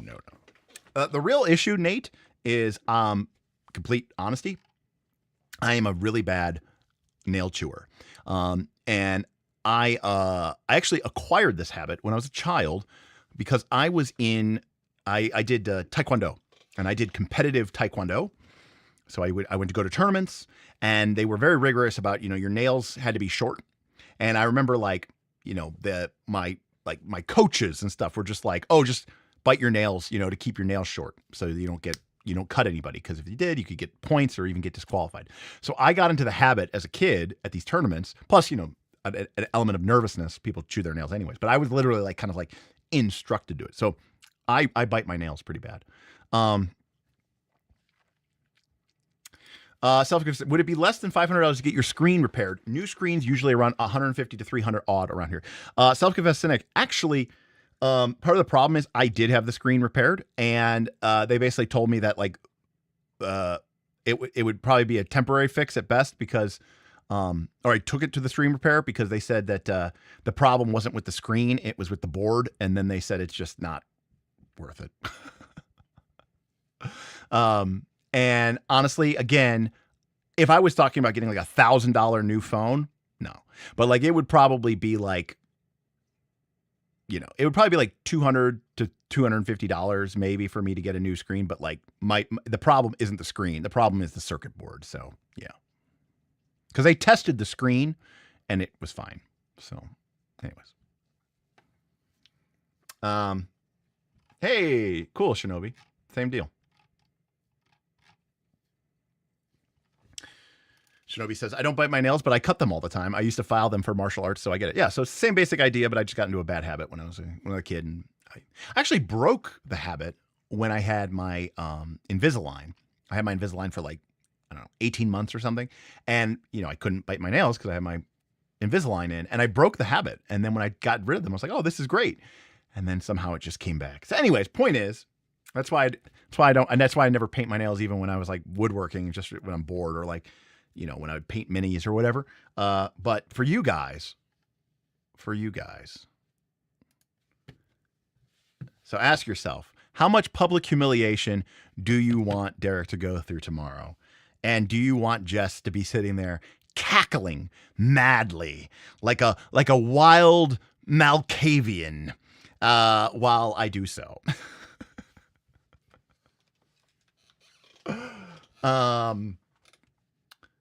We should talk 15 Insight. I remember, number one, I remember that you lost your phone. Everyone was very confused. And then you said, oh yeah, because I rode my motorcycle. And we were like, what the fuck? And then I do remember that you bought a new phone. Let's talk. If you're willing to take a couple $100 for it, all right, fair enough. Vin tipped $15. Pity tip. Oh, Vin, that's, here's the problem. All tips at a certain level, let's be honest here, folks. All tips at a certain level are pity tips. But Vin has to call it out. You don't have to say the quiet. You don't have to say the quiet part out loud, man. You don't have to say the quiet part out. I know. I already know. Don't tell me about reality, okay? Okay, I know about reality, okay? Don't mess with the fantasy, okay? Don't mess with the fantasy. So, true story, that is literally the phone I was looking at, 15 Insight. I have a Pixel 8 Pro. So, my phone is several generations old. And I was going to look to get a used Pixel 9. So, that's literally what I was looking to get. Okay, Cinnabos. Real question. Why is feign death such a pain to skill up in EverQuest? Great question, Cinnabos. I have an answer for you. The answer is, as you know, I am a level 45 monk, and I didn't even have feign death on my bar because it never worked and I didn't care. So I spent, I think, 1,800 platinum at my trainer, my paladin trainer, to level feign death up to 200. Because once you get to a certain point, it's like 85 plat per point. It just keeps going up and up and up and up. But I had all these training points, which I never used. And I got it to 200 level and now it just works. So that's what I recommend, Cinnabos. Just go use your training points, which I'm sure you've never used, and just spend 2,000 plat and just master it. London says, it's not what you think. What is not what I think?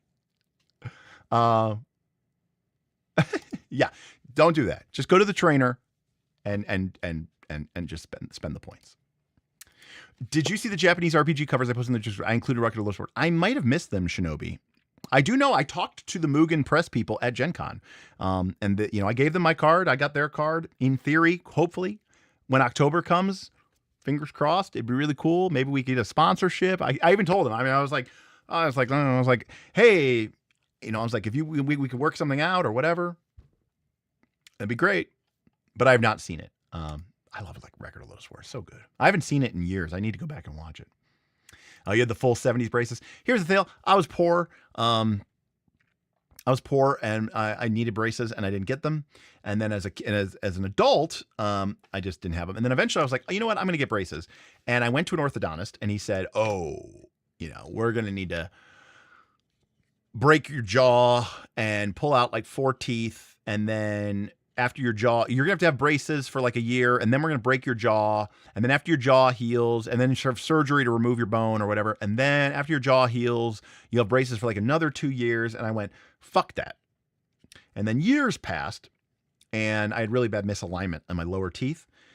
And finally, my dentist was like, oh, we've come a long way. And I'm like, well, what about breaking my jaw? He goes, yeah, I mean, you might technically need that to get a 100% perfect bite. He goes, but do you really care about having a 100% perfect bite? I said, no. And he goes, this will get you 90% of the way there for a fraction of the cost. No breaking no breaking your jaw. And you just wear the trays and you change them out every 2 weeks. And I said, bet, let's go. And I did that. And that was really good. And I wear my retainer, so I'm good about that.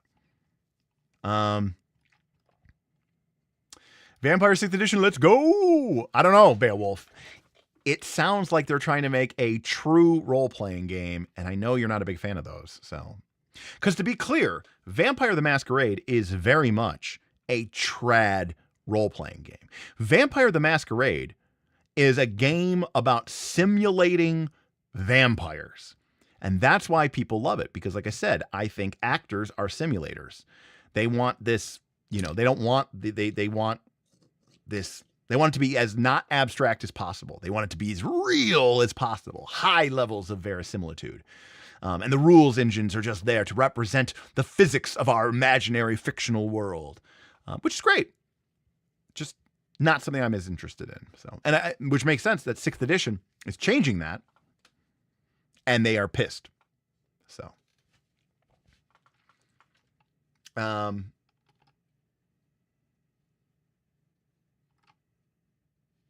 Okay, cool. Quest friend, thank you. If I can avoid Demiplane, you guys get to avoid a full 10-minute, 15-minute rant. Just about that. But it sounds like, by the way, we're going to be reducing the tip goal because Insight's going to send me his old Pixel 9. So it sounds like you guys might almost maybe get a guaranteed fingernail painting. So make sure you thank Insight for that. That's a great question, Nate. I don't know how much people really leaned into the demeanor stuff. Humanity was definitely, a factor and a thing. And to be clear, humanity was a big inspiration for me for my my idea for a Wilderfeast game. That and the balance track from Avatar. Okay, I mean, look, beggars and choosers, my friend. Beggars and choosers. I'll figure it out. Oh, okay. Yeah, they did all ignore. Okay, that makes sense. Yeah. So, anyways, we're gonna do Vampire tomorrow, and then One Ring on Sunday. Cool. And yeah. So, Dr. Stevel, I also have an underbite. That's what the jaw would. They would have broken my lower jaw and like taken out I don't know. A half an inch or something, or a quarter inch or I don't know, whatever, several millimeters of bone so that my jaw would be set further back so that my teeth would align better and I wouldn't have as much of an underbite, but I do have an underbite. I mean, it's not so bad that I'm like jutting out, but like my teeth, your teeth are actually your front teeth are actually supposed to come just in front of your back teeth, just in front of your back teeth, your lower teeth, but mine kind of come click to click. Great question. When is the Hope and Fear stream? I have my Hope and Fear, and I've just been busy circling plates. Great question, Germanin. Soon. Before the end of the month. Right? It doesn't officially come out until September or something. But I've heard that people, they were selling it at Gen Con, and I've heard that people have started to get their pre-orders. So, yeah, sometime in the next week or 2 weeks, 3 weeks. How many more sessions of the One Wing are planned? Great question, Thaddeus. So we were scheduled to do 10 sessions plus a bonus session 0. I think we're on session 7. So this next adventure will take us into... My goal was I wanted to go through a complete year of the campaign. And then in the One Ring, you go on an adventure, and then you have a fellowship phase. You go on a second adventure, and then you have a fellowship phase, and then you go on a third adventure. And after you've gone on 3 adventures in a calendar year, that fellowship phase is a special fellowship phase. It is the Yule phase, and it basically represents an extended period of time, typically around the winter, where your group has an extra long fellowship phase where they, they age their character a year. They get to do some extra. It's like an extra depth because it represents a longer passing of time. My goal was I wanted to get through a whole year and basically experience every phase of the game, which includes the Yule phase. So as we go into session 7, I feel very confident that we will get through to the Yule phase. So with that being said, I told everybody, look, I know you paid, which they didn't, they paid, but they didn't really pay. They pay with my imaginary tickets, which technically you do have to be a patron of a certain level to get, but it's not literally a dollar for dollar value. But I said, you bought 10 sessions. I go, if the game is like, if there's some really cool plot element and we need an 11th session or a 12th session to figure it out, we'll do that. But in general, I would expect, 7, 8, 9, 10. So somewhere in the neighborhood of 4 to 5 more sessions. If we go 7, 8, 9, 10, that's 4 plus an 11. So yeah.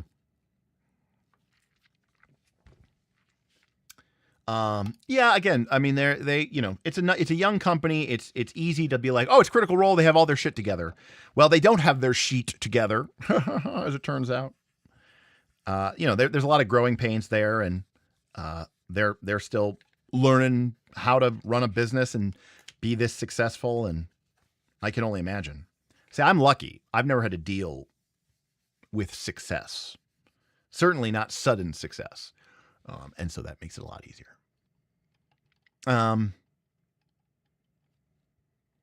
You want to see what I think of the campaign frame mechanics? Yeah, we'll go through it. We will go through it in depth.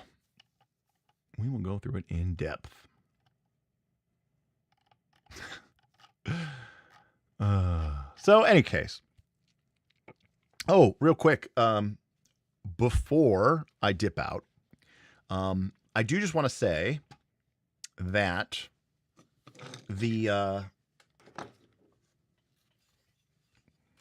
we are almost certainly going to do a Kickstarter for a Fabula Ultima Bestiary. I have to work out the particulars of it, but my thought or hope is that we will, I thought they were here,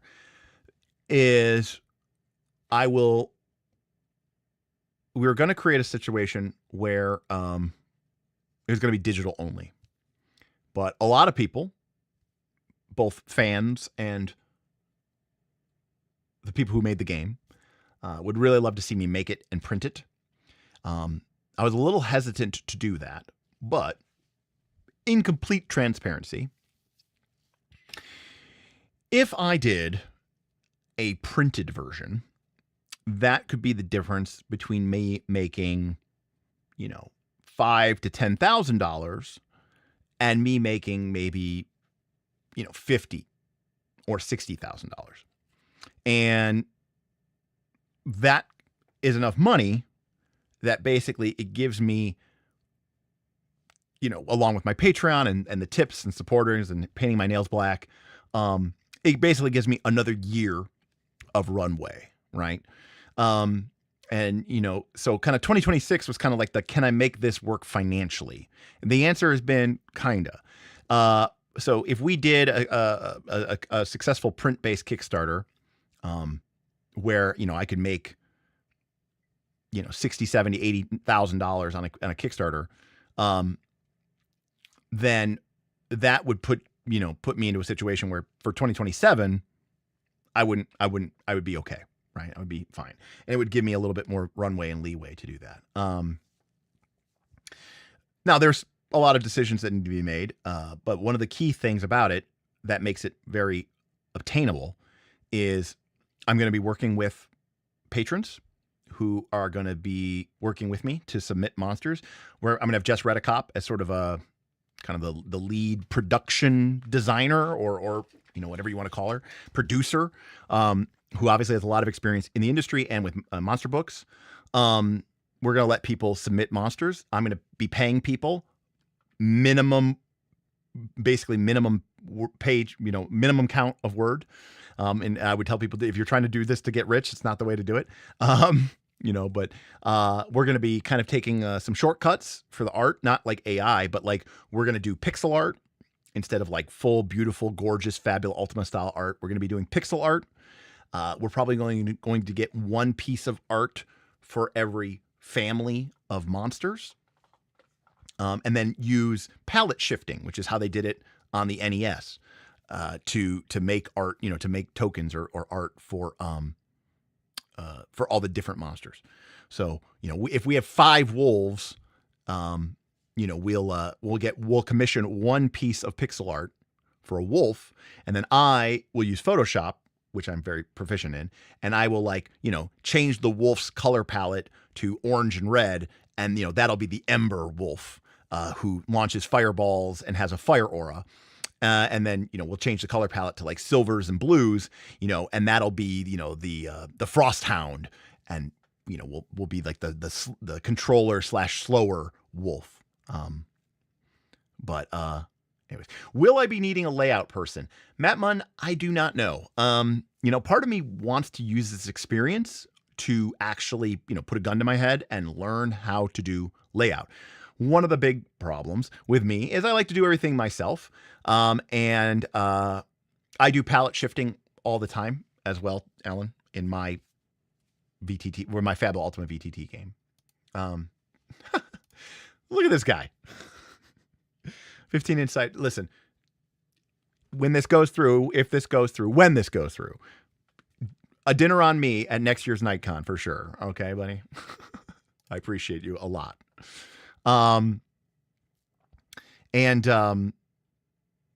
Anyways, so, I don't want to call those shortcuts, but I'm not trying to like create the most beautiful, perfect book that's ever been existed. I want to create a simple book, actually. In fact, one of my main components is going to be, I'm going to say things, and I'm going to be doing things, that a lot of people might think sound very, anti what you would normally expect from people. Okay. So sorry, I rubbed my eye and I had like gunk on it and I got eyes burning.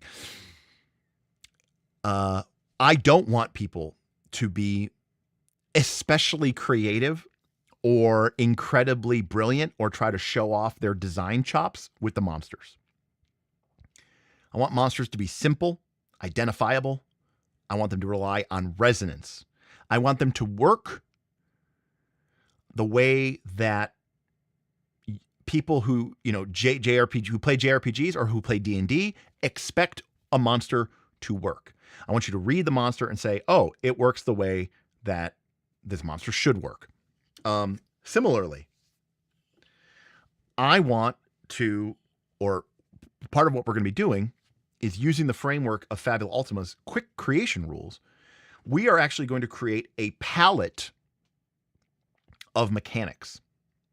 And I am going to ask that my design team predominantly and principally use the mechanics from the palette. If this sounds dramatic, it's not. It's what Magic the Gathering does. Okay? Magic the Gathering has thousands of mechanics throughout the course of the game's history. But in any one set, okay, there are a handful of new mechanics or returning mechanics. You can use those. And then there's a list of like, I don't remember what the list is now, 8 or 9 mechanics, 10 mechanics that are called evergreen, that are basically in every set. Flying, trample, reach, vigilance, haste. You know the list. I think prowess is now on the evergreen list. So basically, the design team they go, okay, you've got the 10 evergreen mechanics that are always available. And then for this particular set, you have 4 or 5 or 6 you have 4 or 5 or 6 or 7 mechanics that you can use. So as a designer, if you're designing the Hobbit set, or if you're designing the Star Trek set, you only have this limited palette to build your monsters with. And that way, for the player who comes in to play say, a game of The Hobbit, Magic the Gathering, or Star Trek, The Magic the Gathering, you do not, you're not putting this emphasis on them to have to learn every single mechanic in the game. So to that end, I want a GM to basically go, okay, I have the Knights of the Last Call's Bestiary book. It kind of uses the same mechanics kind of over and over and over again. And that way, it's easier to use. So one of my core goals is not to create the most innovative, the most creative, the most expressive bestiary that's ever been created. In fact, I think they've already done that. It's called the Fabula Ultima Bestiary. It's gorgeous. It's beautiful. All the monsters are bespoke and incredibly well made, and they're very complicated, and there's a lot of cool, neat, intricate mechanics. But that is not what, number one, we don't need that. The game has that. What I think the game needs is super basic but functional but easy to use monsters that GMs can just use to populate, especially if you run Fabula Ultima the way that I run it, which is to say, I like having random encounters with basic monsters.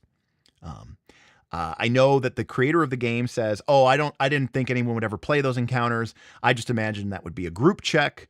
I thought that the combats would only be for the big final showdown with the epic, really highly complex, multi-form, multi-stage, multi-phase, puzzle-like boss fight." Okay, cool. That's not the way we play it. And so in some ways, I'm making a bestiary for me and for my group, and so that's the goal. At the same time, it's a low barrier to entry. It's, people have always been saying like, hey, Derek, you just need to print something and, and agreed. The thing is, I don't want to pop my cherry on something that I'm like, this is my dream project. I've always dreamed of making blah. Okay. I don't even like bestiaries. So this is perfect. Right. But, as a point of comparison, obviously I really love role-playing games, but I also really love dungeons. I really love mega dungeons. If I do something like Shadow Deep or Shadow Tide or random dice placement game or whatever, that I really want to sing. So part of it has been, I've been looking for an idea that I'm excited to work on, but I'm not passionate about it. I don't know if that makes any sense, right?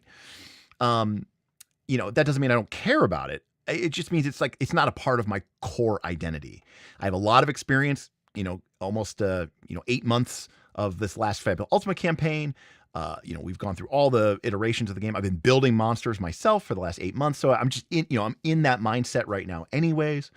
And I think this is a good way to leverage my community. My community is always like, Derek, how can we help you? How can we help you? And again, I don't want to take advantage of anybody. And so I'm like, hey, look, I don't have a lot of money to offer you, but I can pay you minimum, payment per word, and we can, go do something from that. So I think it'll be a fun experience. And I think it'll be a fun option. So we'll see where it goes. Now, in terms of what options will we have for print? I don't know. Will there be a deluxe edition? I don't know. I mean, that's where something I'd have to talk to, people like Stephen Glicker and, get his thoughts and feedback on it. I can tell you, I don't want to do the usual Kickstarter shenanigans. Okay. There's one exception. I would love. There's two stretch goals that I would seriously actually love. One was recommended by Jess Redicop because she's talking about scope creep, and I'm 100% with her, which is like a lot of scope. Okay, for starters, spoiler alert, a lot of stretch goals, they're bullshit. Okay, they were always going to make that part of the game. They were always going to make that. That was always going to be there. That it makes it feel like you unlocked something, but they always were. Hell, it might have already been developed. You know what I mean? So stretch goals are kind of a lie.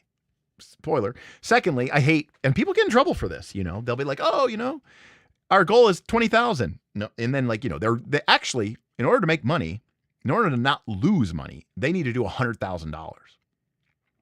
But they put their goal at 10,000 or whatever so that they can say, we reached our goal in 4 minutes. Over 5,000% backed.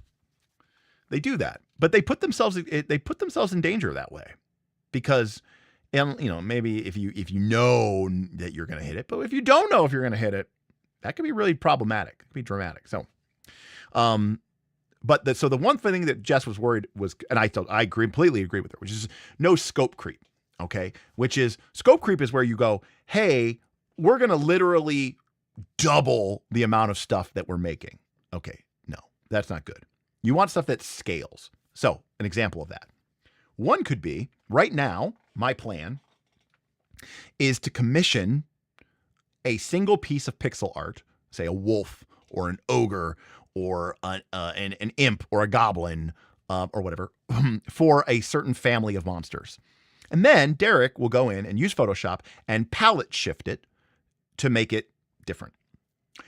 A stretch goal could be, if we make enough money, when we hire an artist to do the pixel art, we can also hire them to do the palette shifting and make minor variations, okay, to not just the color, but to, maybe add some extra elements so that the fire wolf not only has a different color than the normal, alpha wolf or whatever, brute wolf, but has a little bit of a flaming aura or has,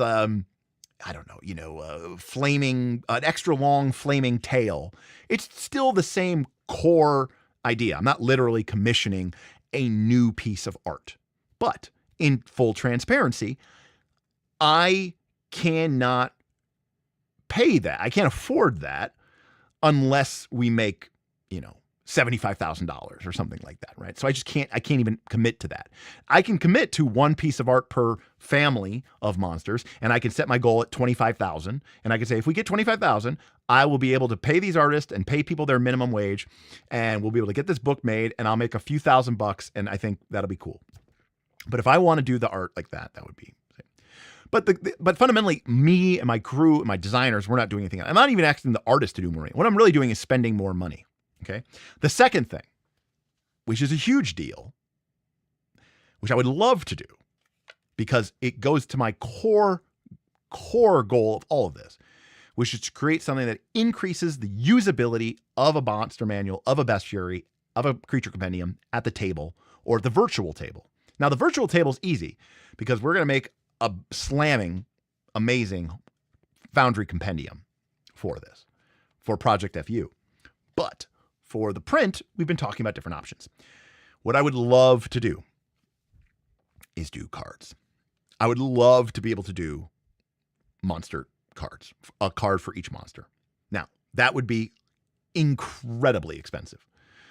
So that's the kind of stretch goal that I could not even set to do, unless we're talking $100,000 plus. I have no idea if that's even remotely within the, when I was talking to Steven about this, we were talking about potential audience size. And I said, dude, I'm not even thinking about audience size. As far as I'm concerned, my audience is tier 1, my patrons. Tier 2 are people that used to be my patrons, but for whatever reason, usually not because they hate me or something, they unsubscribed from the Patreon. They stayed on as a free member. They still come to streams and they still follow stuff. But they are my tier 2. And then tier 3 is subscribers or anybody who watches the channel, but who isn't a patron and has never been a patron. And as far as I'm concerned, if I get anybody outside of that, that is just bonus. So as far as I'm concerned, my audience is like the 600 people I have, 550 and change of patrons, about another 1,500 to 2,000 people who are former patrons who cared enough about me to stay joined to the Patreon as a free member.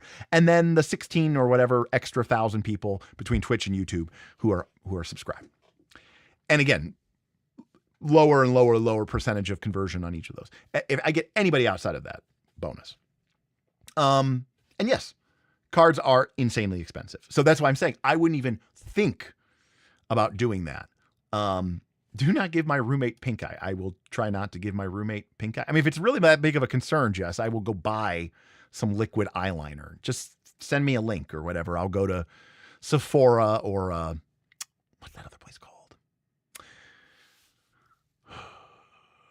What's it called? It's not Sephora. It's the other place. Ulta. I don't know how I feel about putting a pencil, sharp pencil in my eye. I'm not really comfortable with that.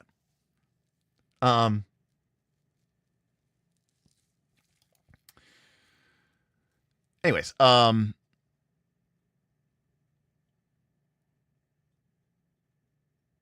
so those would be the stretch goals that I would be interested. I would love to get, well, the good news is I wore contacts for a long time, so I'm not actually squeamish about, like, you know, touching my eye. But that's true. An eye patch will make me look cooler. So I would love to do more art, and I would love to, and again, because that doesn't require me to do more work, right? That's an artist who's already doing the work, and I'm paying them more money to do a little bit more work. And then additionally, the cards. Now, in theory, once the design is done, once the art is done, putting it onto a card isn't any more design work from like a monster perspective. It's just a production issue and maybe a bit of a layout issue. But if we design, I want to design all the monsters in JSON, because that will maximize my capability to both import it into Foundry, to import it into a PDF/printable format, and then also potentially do a card. So I'm actually trying to design it in advance to be very flexible. And so I want all of the design and the submissions to actually be in JSON. We'll probably build some sort of, you know, I mean, I think somebody said, I think the Fultimator already does it in JSON. I've heard that, but again, I got to tweak and see, you know, what specifically we need. But anyways, now there could be other goals, you know. I'm sure that it'd be cool to do a collector's edition or something like that. But the problem is, if you make that a tier option, then you have to do it. You know what I mean? And so you do put yourself out there as a risk, which is, you know, that's the part that's unfortunate. Like, I don't know if there's a way that you can, you know, listen, Dr. Stevel, to be clear, the nail polish, I feel somewhat comfortable with. I can say with full transparency, I have never successfully painted my nails. The closest I got to painting my nails occurred on the Emo's Not Dead cruise, where, very drunk, me and my buddy Larry received this in our goodie bag, and well, we had received it like on the first day. We just never opened up our goodie bag. We opened up our goodie bag on like the second or third day, and we were drunk, and we're like, we're going to paint our nails and be emo. And we did a very bad job. So now I was drunk, so I blame that. Now, what did I forget? I forgot my miniatures painting, right? Thin coats, people, thin coats, 2 thin coats, right? 3 thin coats, thin coats. Let the solvent dry. Right? Better to do multiple thin coats than one gloppy thick coat. I just forgot my miniature painting, right? So, you know, now we're going in with a little bit more wisdom. Now, that is the goal. The stretch goal, the extended goal, will be for me to get, you know, as black my eyes and. Right, cut my wrists and black my eyes will be the full emo experience, a full vampire experience. Start a poll. When will Derek actually launch this Kickstarter? Well, putting all of those dates is irrelevant, because really it should just be like yes or never. Like you know, that's the Hawthorne Heights was on the Emo's Not Dead cruise 2026, Wes. And let me tell you, they went hard. Actually, Wes, they went a little too hard. They were a little cringe because they were a little bit too like, guys, remember when we were just like kids in our parents' basement, man, you know? And I was like, dude, you're talking to a bunch of people in their 40s on a cruise ship, okay? We've got our shit together. It's, you know, we're well past that, okay? You know, we're living in our nostalgia, but yeah. Cut my wrist and black my eyes. It was a really great cruise. Actually, I learned about Daisy Grenade, which is like my new favorite band. They were a new band out of New York, 2 girls, Danny and Keaton. They're wonderful. Theater backgrounds. We'll do a makeup tutorial on stream. I will wait to do my makeup until the stream starts. Wow, look at that. Just so. I'm going on an adventure. We're just going on an adventure. Self-confessed Civic comes in, of course, with the Vin wisdom. Says, yeah, I was gonna say just yes or no. Yeah, we don't need all the different days, you know. You're gonna have to go listen to some Hawthorne. That's I am an unabashed emo fan, for sure. I'm going to do mine tomorrow, 7 p.m. Eastern. I will be live. Well, no, only if we reach the tip goal. Okay. Now the tip goal is going to be greatly reduced because Insight is apparently sending me his Pixel 9 Pro. So respect to Insight. Namaste. But you know, look, I got to do something here. You know, you can't just do it for free. You do one thing for free, and then before you know it, I'm selling feet pics on OnlyFans. Okay. So we gotta just make sure that we ease into this, people.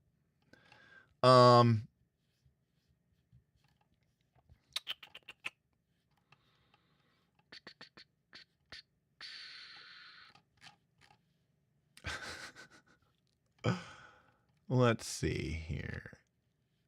At what time should I be at my desk so you can yell at me for how my lighting's done? I mean, I usually tell people to be there, you know, 15 minutes, you know, it's fine. Beforehand.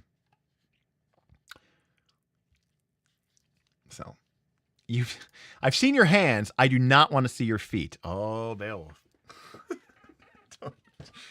Don't tempt me. You know, you guys actually don't know this, but every time I'm on camera, I'm not wearing any pants. No. Oh, listen. I've accepted. Jess, I think you missed. I think you missed at the beginning of the. I think you missed this when you were rushing through. I bought.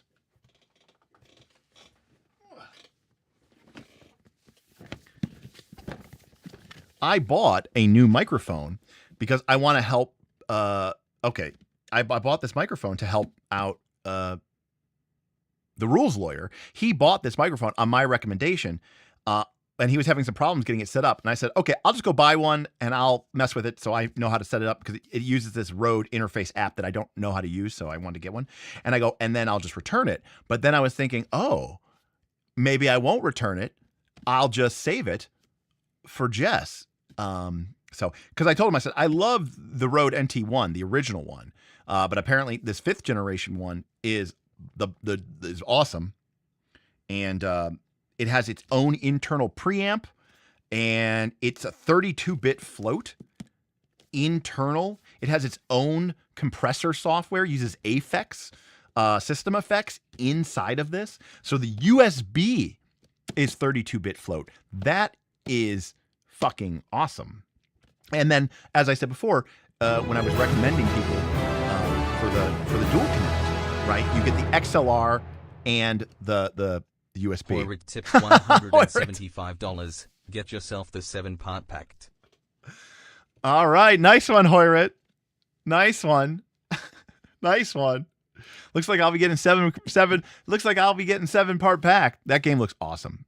I mean, my goal, I want to run that at next year's NightCon. That's like, you know, like that's my goal.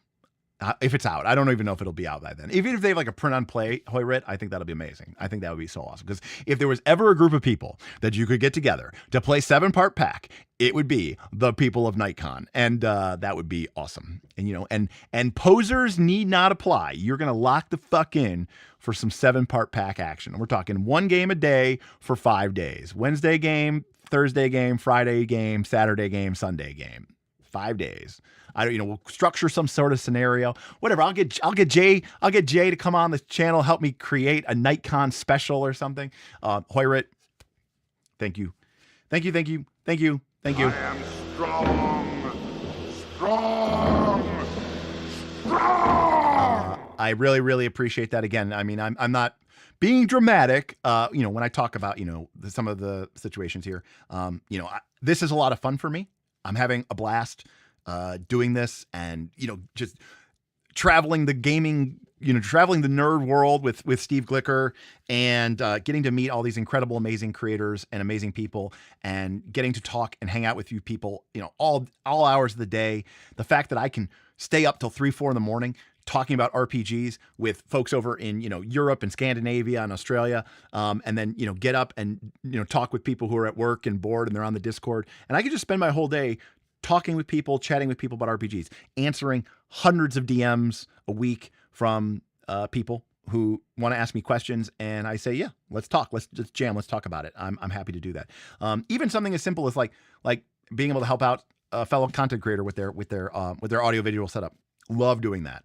And I'm able to do that because of you guys, and that's incredible. But it has meant, as opposed to when I had a job and I could just, I'm a single guy, I don't have kids, and my housing situation's pretty modest.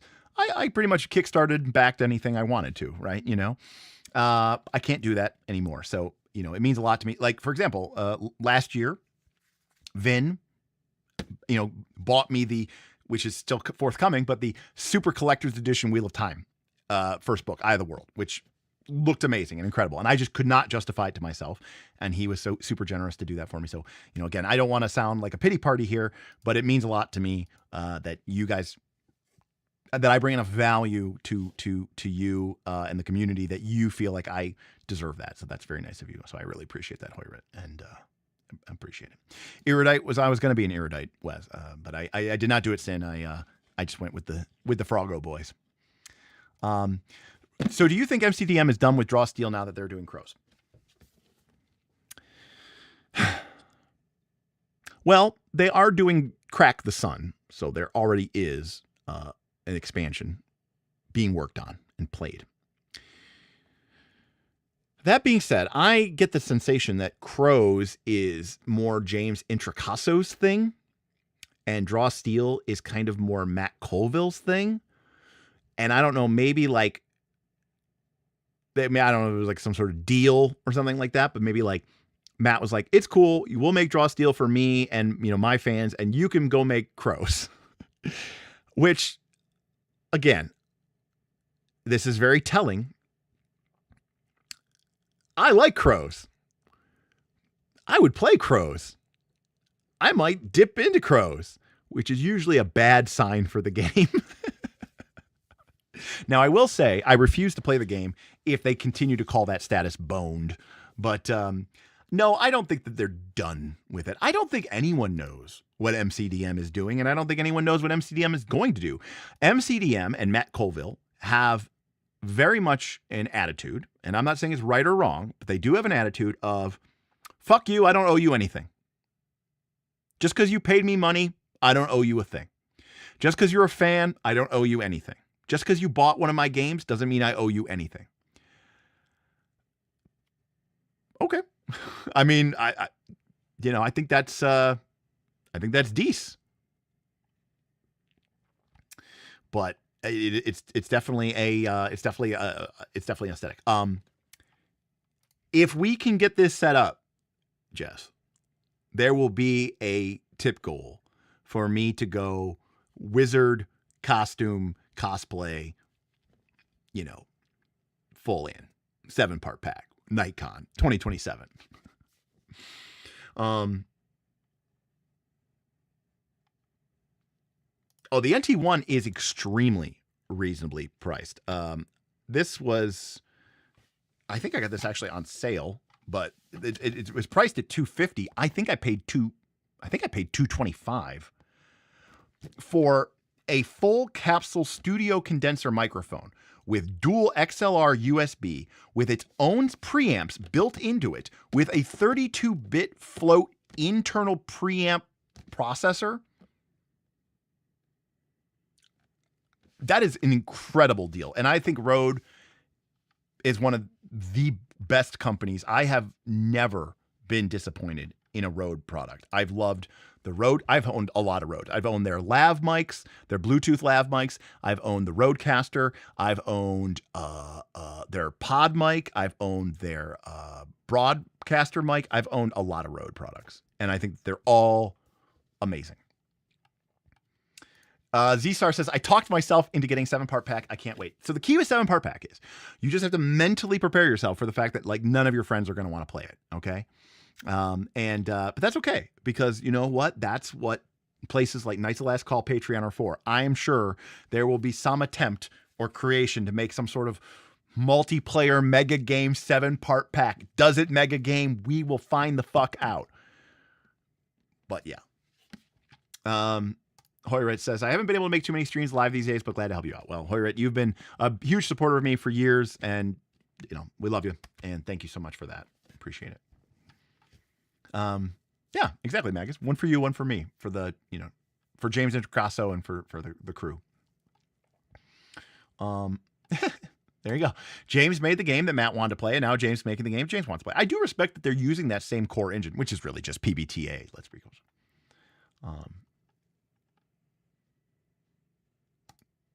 Well, I mean, I said it was bold. It was, again, MCDM, very bold. MCDM said, hey guys, we're doing another Kickstarter. And guess what? If you don't back this, the game is dead. Now, on one hand, facts, you know, like respect. But to like, I'm not saying that they were like holding a gun to people's heads.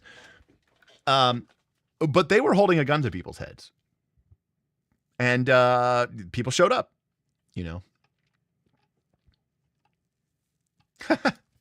Man, making me want to pack up my SM7B and bust out my NT1 again. I mean, we had the SM7B on the stream earlier. Again, I think this is an overrated microphone. That's for me, for my voice. Again, I started with this, you know, when my first upgrades was to this microphone.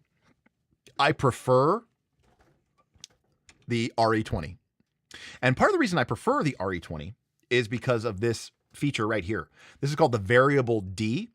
This actually helps to reduce the proximity effect. And a lot of people really love that proximity effect, right? They love that big overhyped boost. And they love that thick, rich, right? Like all that just low end warmth. I think it sounds like you're listening to somebody through an aquarium. Plus, I think I already have kind of a, you know, kind of a low rumbly voice to my nature. So I love this microphone because this variable D structure, these vents here, reduce that proximity effect. And I think it's a cleaner sounding microphone. It doesn't have as much color, which I like. Rodecaster is great. I never upgraded to the Rodecaster Pro or the Rodecaster 2, but I wanted to, and I never did, but it looks even better. You just want to be the sea wizard. The wizards look so cool. Like everything about the structure, 7-part pack. Okay, we're in this. J Dragon is in this world where I want to be. They're coming at it from a slightly different perspective, which is, you know, you have board games over here, as people describe them, and then you have role-playing games over here, right? So role-playing games, board games, right? Board games, role-playing games, okay? And we've seen games like Descent and Gloomhaven, which are board games, but definitely have role-playing game elements, right? The dungeon crawler games. But then we saw legacy games, like Pandemic Legacy and whatever, a million different legacy games, which again became a little bit more like a campaign, right? And then we've seen Oath. and arcs. And I think Oath and arcs really are another step towards blending the line. And now Jay is coming out with this 7-part pack, which to me feels, maybe it's more like a role-playing game becoming more like a board game, or if it's a board game becoming, I feel like it's coming from the role-playing game. But this is a step of the role-playing games towards the board game element. And I'm all about where these two mix. I think because I love board games, I love card games, I love role-playing games, and if I get to play them all at the same time, well, then that is just, you know, Horizon Thunder Sphere. I heard they buffed that spell. Is that right? Or they buffed this spell? They buffed it in Infinite Magic or whatever. Well, that you are a lucky person. That is a lucky person. Dr. Stevel says, I have the first gen NT1. So that's what I had experience with, the first generation NT1. And I thought it was a great microphone. I thought it was fantastic. And so, like I said, when I gave a recommendation to Ronald, I said, well, I always loved my NT1. I also have an NT5, which is not anything like an NT1, but it's a short, small capsule. Actually, the NT1 was my original version of this. Like, to be fair, this is the most expensive microphone I own. This is like a $1,600 microphone, but I wanted a short cap after my failures with shotgun mics, as many people do. I wanted something that I could boom out of mic. And so I wanted a short capsule condenser. And so I got an NT5, and the NT5 is a great microphone. But I was really impressed with the NT series. And so I tried out an NT1, loved it. And so this NT5 just seems great. Yeah, you prefer my voice on the SM7B. So nothing surprising there. Hold a sec.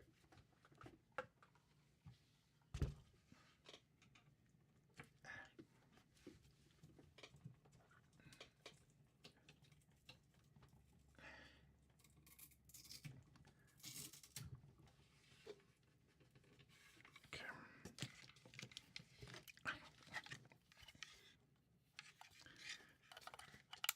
This thing is such a pain in the ass.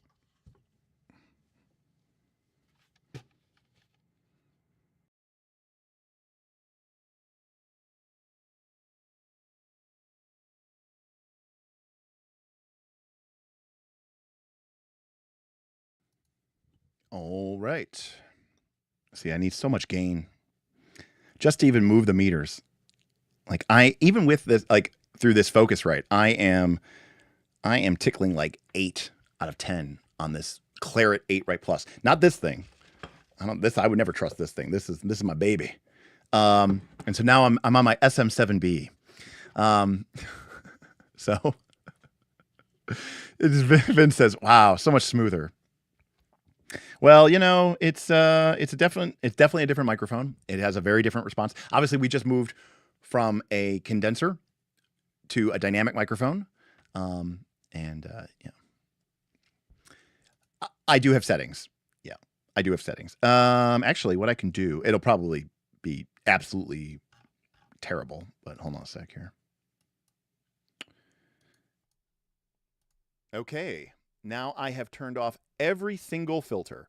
Now, my filters were doing a lot of work, and so now I'm having to really crank my preamps, so hopefully there's not too much. Now, this is a very expensive interface, so the preamps are pretty clean on this. They can add a lot of gain, a lot of clean gain, but it is going to sound a little quiet because I have absolutely nothing going on here. But this is a purely without any effects, no filters. They're all completely turned off.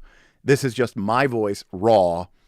The only thing I'm adding is the preamp gain to make it, you know, listenable. So this is the raw SM7B. Can I do some Lord of the Rings pros? All right, here we go.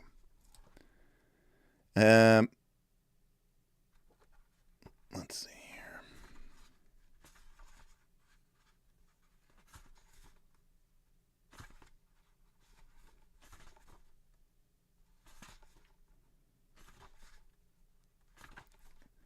Alrighty. As I sit here in my favorite line, At first, they had passed through Hobbit lands, a wide, respectable country inhabited by decent folk with good roads, an inn or two, and now and then a dwarf or a farmer, ambling by on business. Then they came to lands where people spoke strangely and sang songs Bilbo had never heard before. Now they had gone on far into the lone lands, where there were no people left, no inns, and the roads grew steadily worse. Not far ahead were dreary hills, rising higher and higher, dark with trees. On some of them were old castles, with an evil look, as if they had been built by wicked people. Everything seemed gloomy, for the weather that day had taken a nasty turn. Now, that is my SM7B with no filters. So let me... Now, again, these filters are not... They are not designed for this microphone, right? They are designed for my other microphone. Okay, so I'll do real quick. At first, they had passed through Hobbit lands, a wide, respectable country inhabited by decent folk with good roads, an inn or two, and now and then a dwarf or farmer ambling by on business. Now, I'm going to mute so you guys don't get blown.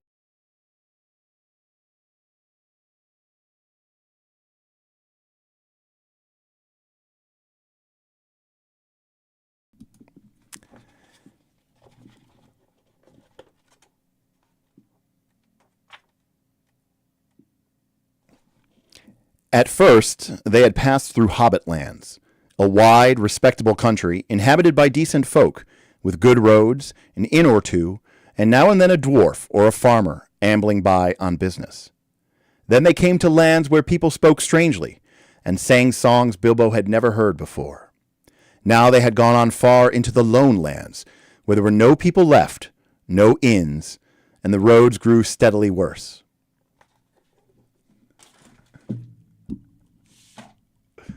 All right, so we are where we oh, I think I forgot to turn down my preamp. Sorry. Apologies. Well, see, I told you this microphone requires me to crank the volume all the way to max. Yeah, see, look, this is all Vin's fault because he was like, change that. By the way, if you want to know what clipping is, that's what clipping is. Anyways, so now we're back on. I tuned it down. But yes, as you can see, it is delicate business. As Bilbo used to say, it's a dangerous business going out your front door, Frodo. You never know what you're going to get yourself into.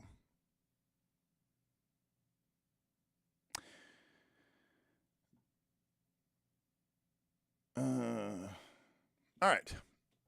Well, I appreciate you.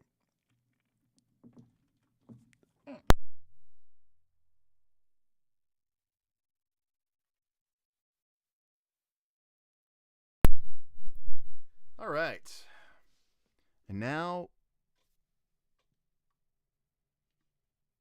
All right, and now we are back on...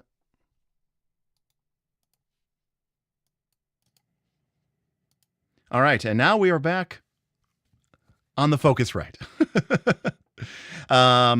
So what you got to hear there on the RE20 was me cranked with the preamp and with no filters. And so one of the things that my filters do is they control the signal so that it doesn't blow out.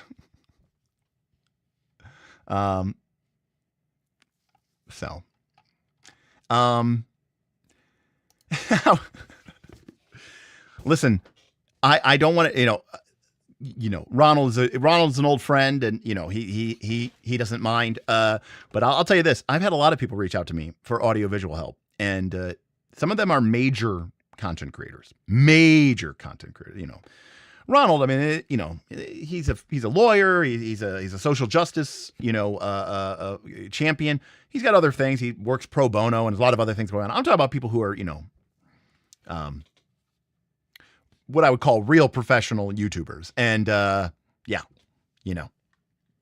it's a whole other world. I'll tell you that. No, Magus. He just did a bunch of Pathfinder Second Edition.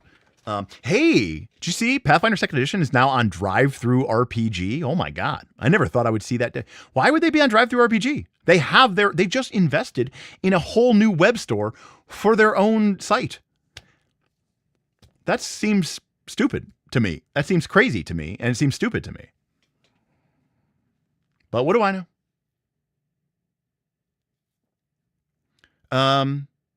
Well,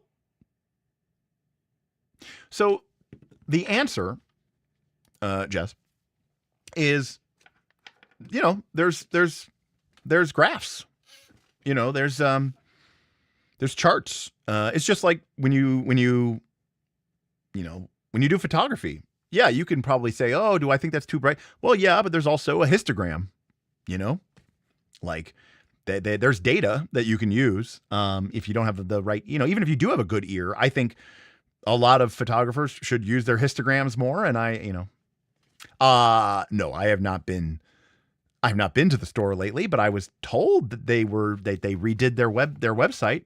Didn't they redo their website? I assume they did their web store, right?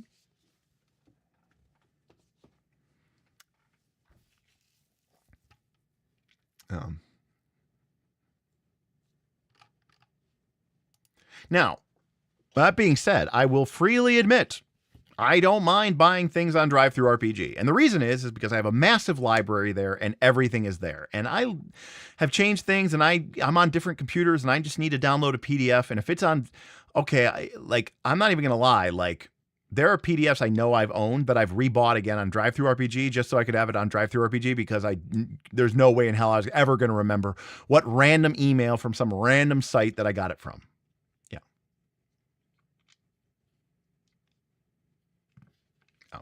Anyways. And by the way, if you've never been appreciative of my audio visual, and again, I'm not the expert, I'm just a professional dabbler. Hopefully hearing that horrible blown out microphone would really drove the point home.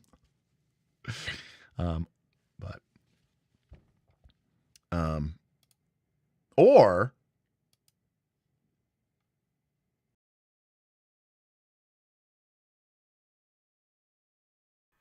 I could talk like this. So this is just the microphone on this is the microphone on my camera, which is like this tiny, shitty little microphone, and I'm sure you can barely hear me.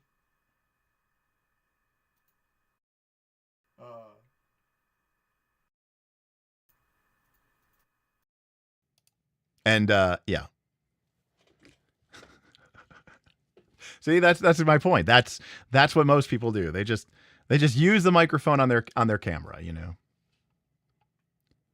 Oh, really? You can't even get the old discounts you used to get the PDF with the Foundry purchases on their site. Wow. Yeah, that's crazy. Right, yeah, it's got to be in the other room.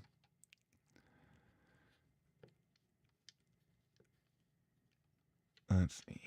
Off topic. Whatever happened to the Pirates of Darkwater collab project with Smith? Great question. The answer is that I'm trying to think what I can say here.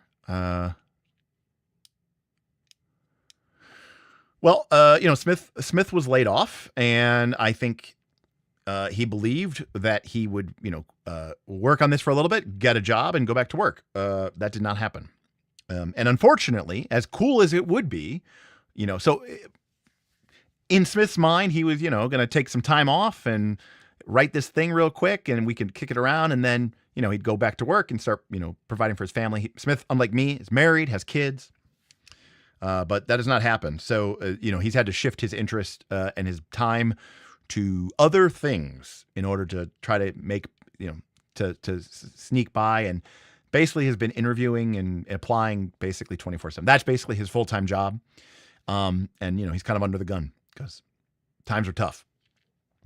And, unfortunately, realistically, if we did a Pirates of Shadowtide, an homage to Pirates of the Caribbean, One Piece, and Saturday morning cartoon shows that apparently I'm not the only person who loved, but it is the Firefly of Saturday morning cartoon shows. Amazing, incredible, one season. But apparently, that is not going to make enough money to split two ways on top of all the other fees for art and all that stuff. And certainly not the timeline to be able to provide for Smith. So he had to, shift his priorities. So that's kind of what happened to it. I mean, it's there, it's out there. We had hoped to be able to even demo it or play it at NightCon, but again, I mean, his priorities and things shifted. So yeah, Zoom L6, fantastic piece of kit. 32-bit float is the GOAT. As I said before, if you get any of like the DJI Mic 3s, the Rode Me, the Rode Pro Lav, Bluetooth Lavs, those are all internal 32-bit, compatible. So make a hack of Pirate Borg, that's funny. So a hack of a hack, basically. So, I mean, I loved it. It was one of my favorite shows as a kid. I loved it so much.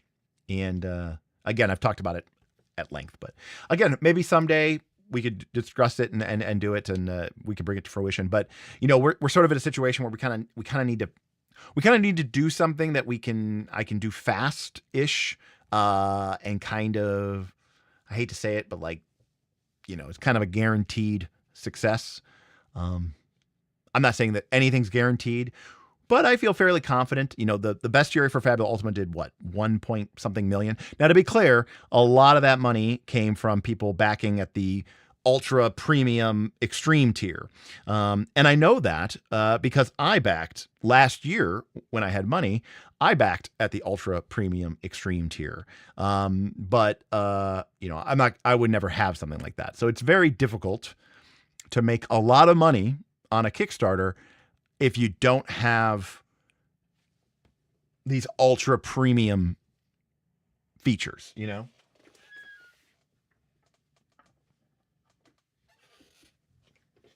Oh, I heard a dog, and I was like, there's no dog to the left of me, and there's no dog to the right of me. But Zeus is underneath the studio table. I can hear him snoring. Hey, what's up, Osley? Yeah, thank you for the super chat. Derek, I got an M50 as a webcam and some panel lights. Great. Very happy. Any recommendations on a modest price but good headset? So unfortunately, my answer is no. I think, I don't want to hurt anybody's feelings here. I think high-priced gamer headsets are a lot like high-priced webcams. They are just not worth it. Now, we bought headsets for our studio.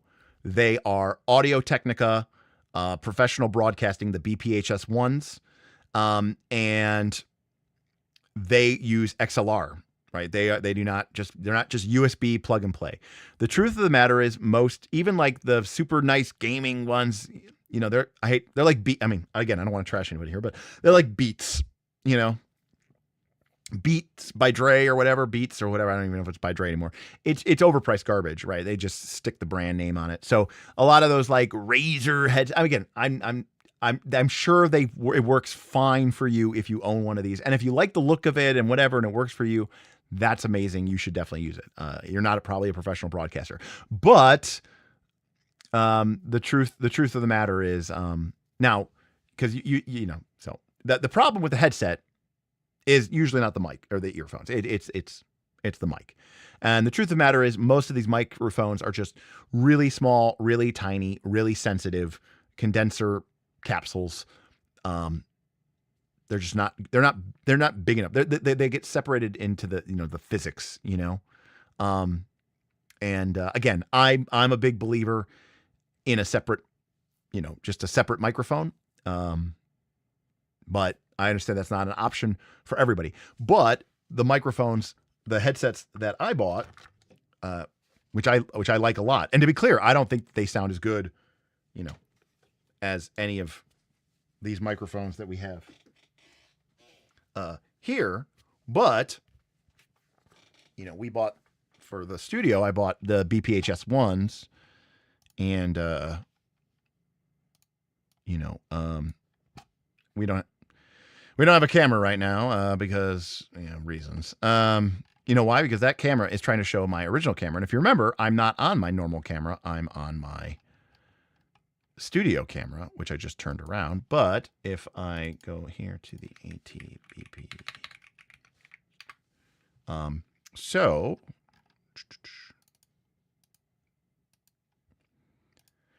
these are the headphones that I have, the headsets that I have. But as you can see, they're not cheap, and this doesn't plug directly into your computer, right? You need an audio interface with it as well. So, in addition to this $350 or $360 headset, you need also, something like this, like a Focusrite or a Elgato has one of the Elgato Wave, I think is what it's called. But no. Vampire Stream is tomorrow. Vampire Stream is actually Thursday. I know it's Thursday now because it's 1:30, and I'm gonna go because I was gonna go a long time ago. But yeah, I did pitch this before. It's very good. Yeah. But yeah, V6 is tomorrow, where I will be potentially painting my nails black to be vampire.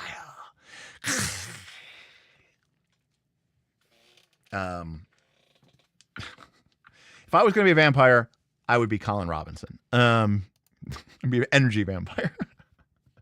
I draw my sustenance off of nerd rage on the internet. Again, I wanted to stream, so I just turned my studio camera around, which is why we have this the view that we do here. So, and as I was saying before, do we even have this here? Yeah, all right. Colin is the best, yeah, for sure.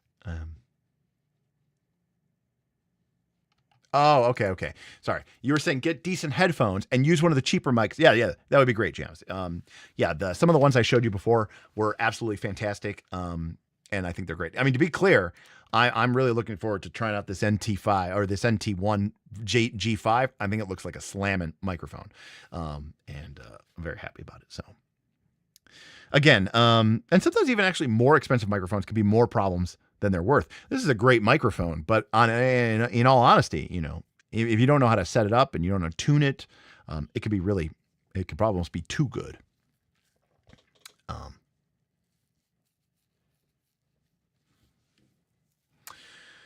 Alrighty, folks. Well, we talked about a lot of stuff. I don't know if we talked about anything good, but we talked about anything. How many physical books in the new bookshelves and in the collection? I have no idea.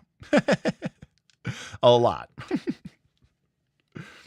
A lot. I have no idea. It's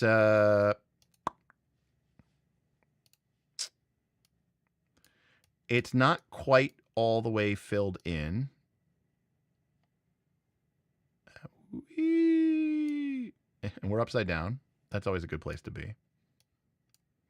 And can I flip it? Transform. Oh, why didn't that do it? There we go.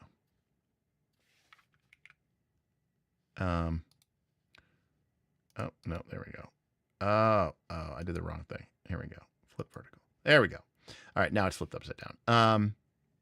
So yeah, we've got a whole mess of books. They go all the way to the top. I was trying to show you the whole top, but my literally, it will not go far enough. So unfortunately we're on Mir.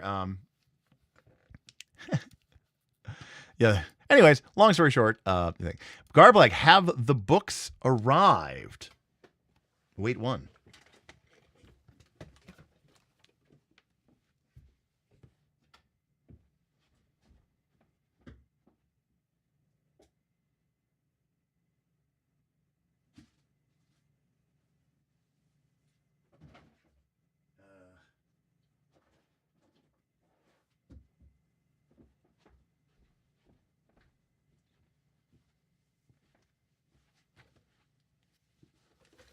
I don't know where I put them. I'm distressed.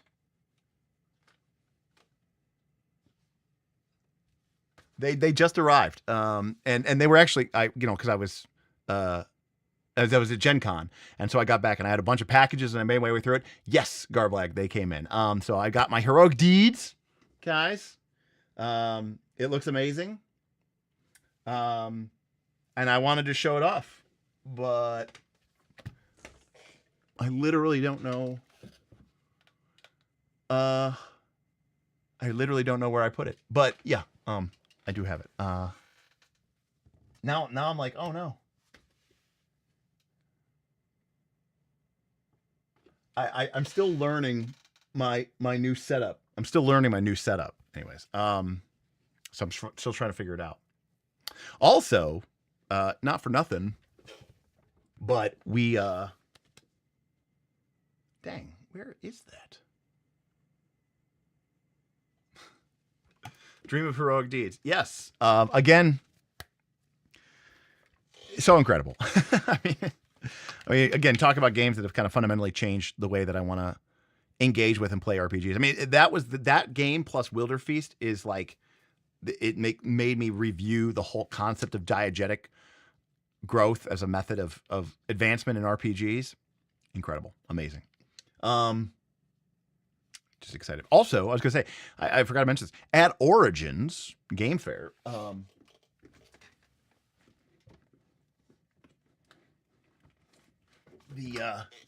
the Oathhammer guys gave me a bunch of Oathhammer.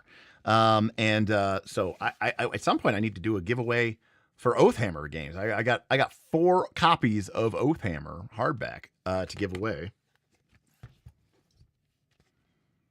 And I will say that Oathhammer is A5, but because of the way it's bound and the thickness of it, it's a little bit thinner than like Shadow Dark. I like A5 when it's not too thick. When A5 starts to become too thick, that's when the problem comes in. So anyways, I got 4 extra copies of Oathhammer that the folks over at Broken Blade gave us at Origins to do as a giveaway. So it's just, since I've literally gotten back from Origins and NightCon, which was in June, I feel like I've been just going. And now here I am again. I'm in Gen Con, and then I got a thing, and now I'm going on a family vacation, and then I've got to go to LA, and now Glicker's trying to get me to go to Italy and Gamehole Con and PAX Unplugged, and now there's going to be a PAX Unplugged in Houston.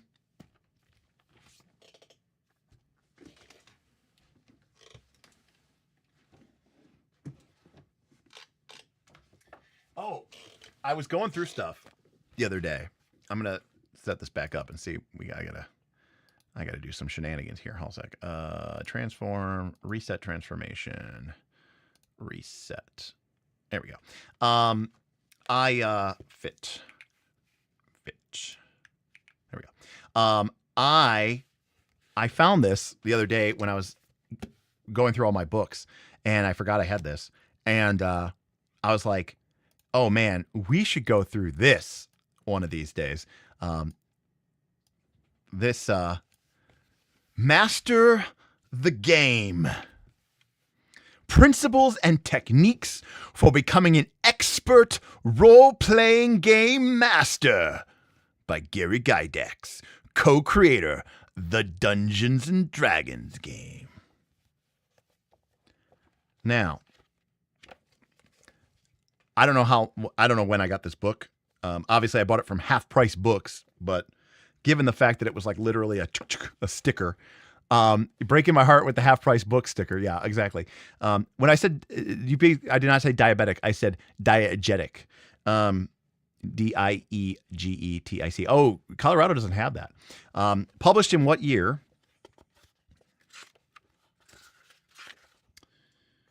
Looks like 1989. Now, as you can see, there is a bookmark left in this book. You can see that it has 3 beads and a black tassel. You guys each get one guess. What major nerd fantasy IP Is this a bookmark of?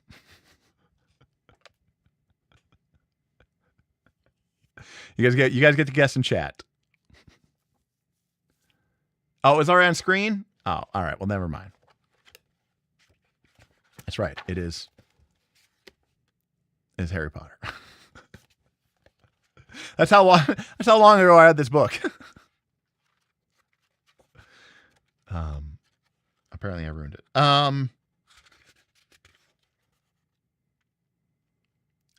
How is mastery measured?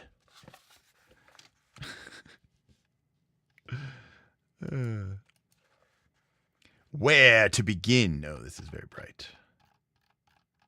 Image. Turn down the ISO. Let me up the contrast. And the sharpness.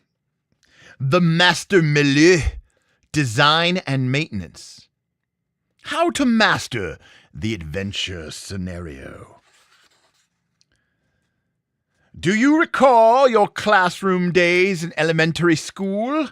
Return with me now to those thrilling days of yesteryear when your teachers introduced you to the basic questions that must be asked and answered to learn all about something. Who, what, where, when, why, and how.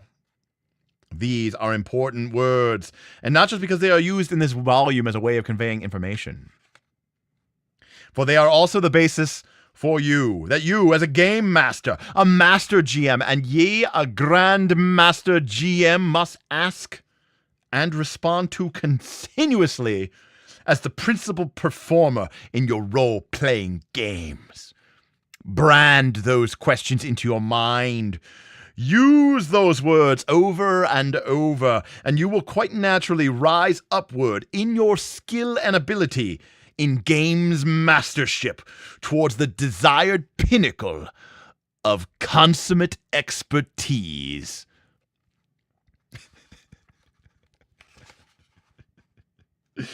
All right. Dungeons and Dragons. Satan's game.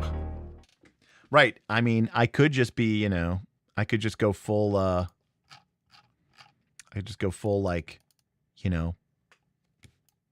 the streamers that are like, hi, everyone. Welcome.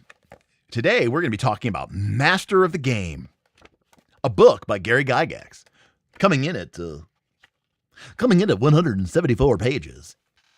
It's a thrilling treatise on the expertise of role-playing games.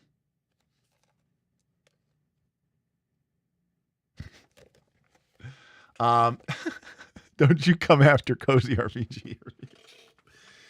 Look, it's fine. It's fine.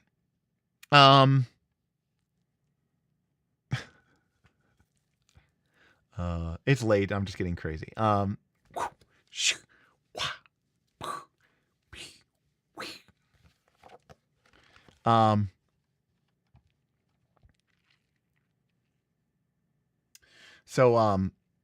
Anyways, yeah, trust me, at this point, I'm not worried about doxing anything. I'm basically giving away my address to everything. Anyways, that is definitely going to do it to me. Oh my God, I have the overhead light on. It's terrible.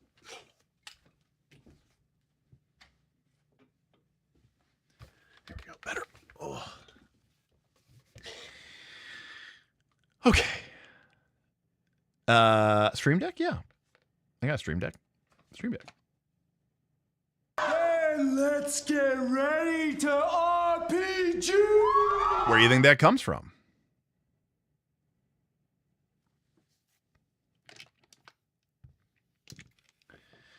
So I will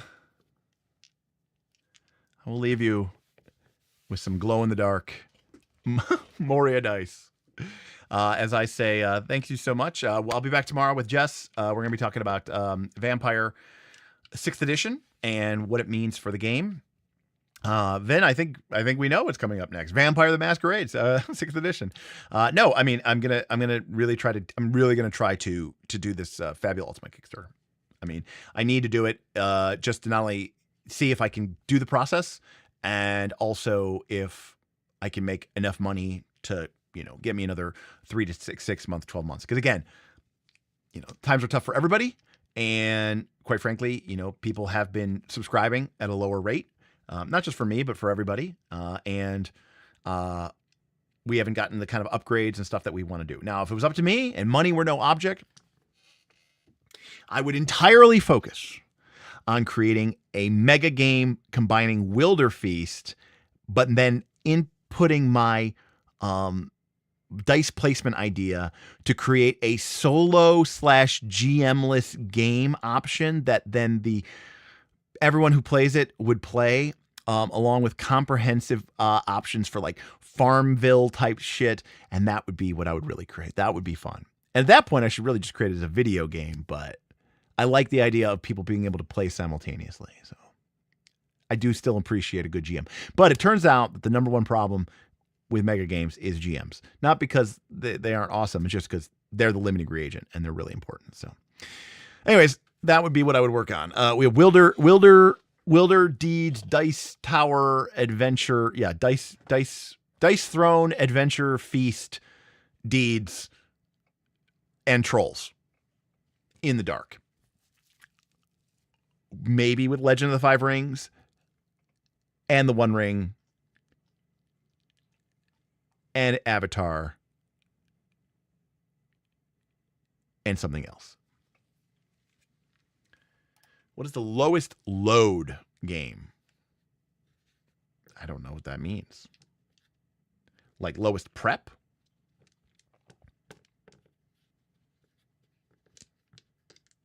I mean, fiasco, because there is no GM. Anyways. Right. That's right. That would be awesome. That would be awesome. I still remember that. Dark Deeds, Avatar of the Wilder Troll. I like that one. Least prep.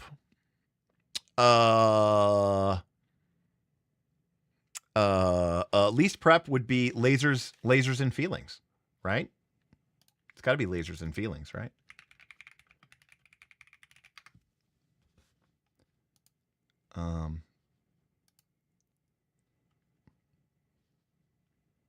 Okay, here we go. There we go. Oh, well, that's also Monster Heart meets Avatar. That's a different game, Dirty Phil. That's a different game. Monster Heart meets Avatar is a different game. All right. You are the crew of the interstellar spaceship. Okay, this is what the players do. Okay, whatever. Okay, great. Cool. GM, create the space adventure. Roll or choose on the tables. A threat. Who do we got? We've got, let's see. Ooh, we can actually do this. We can do this live, people. I'll never forgive you, Beowulf, ever. Video capture device, add existing, OBSBot, Tiny3. Where is it? Where is it?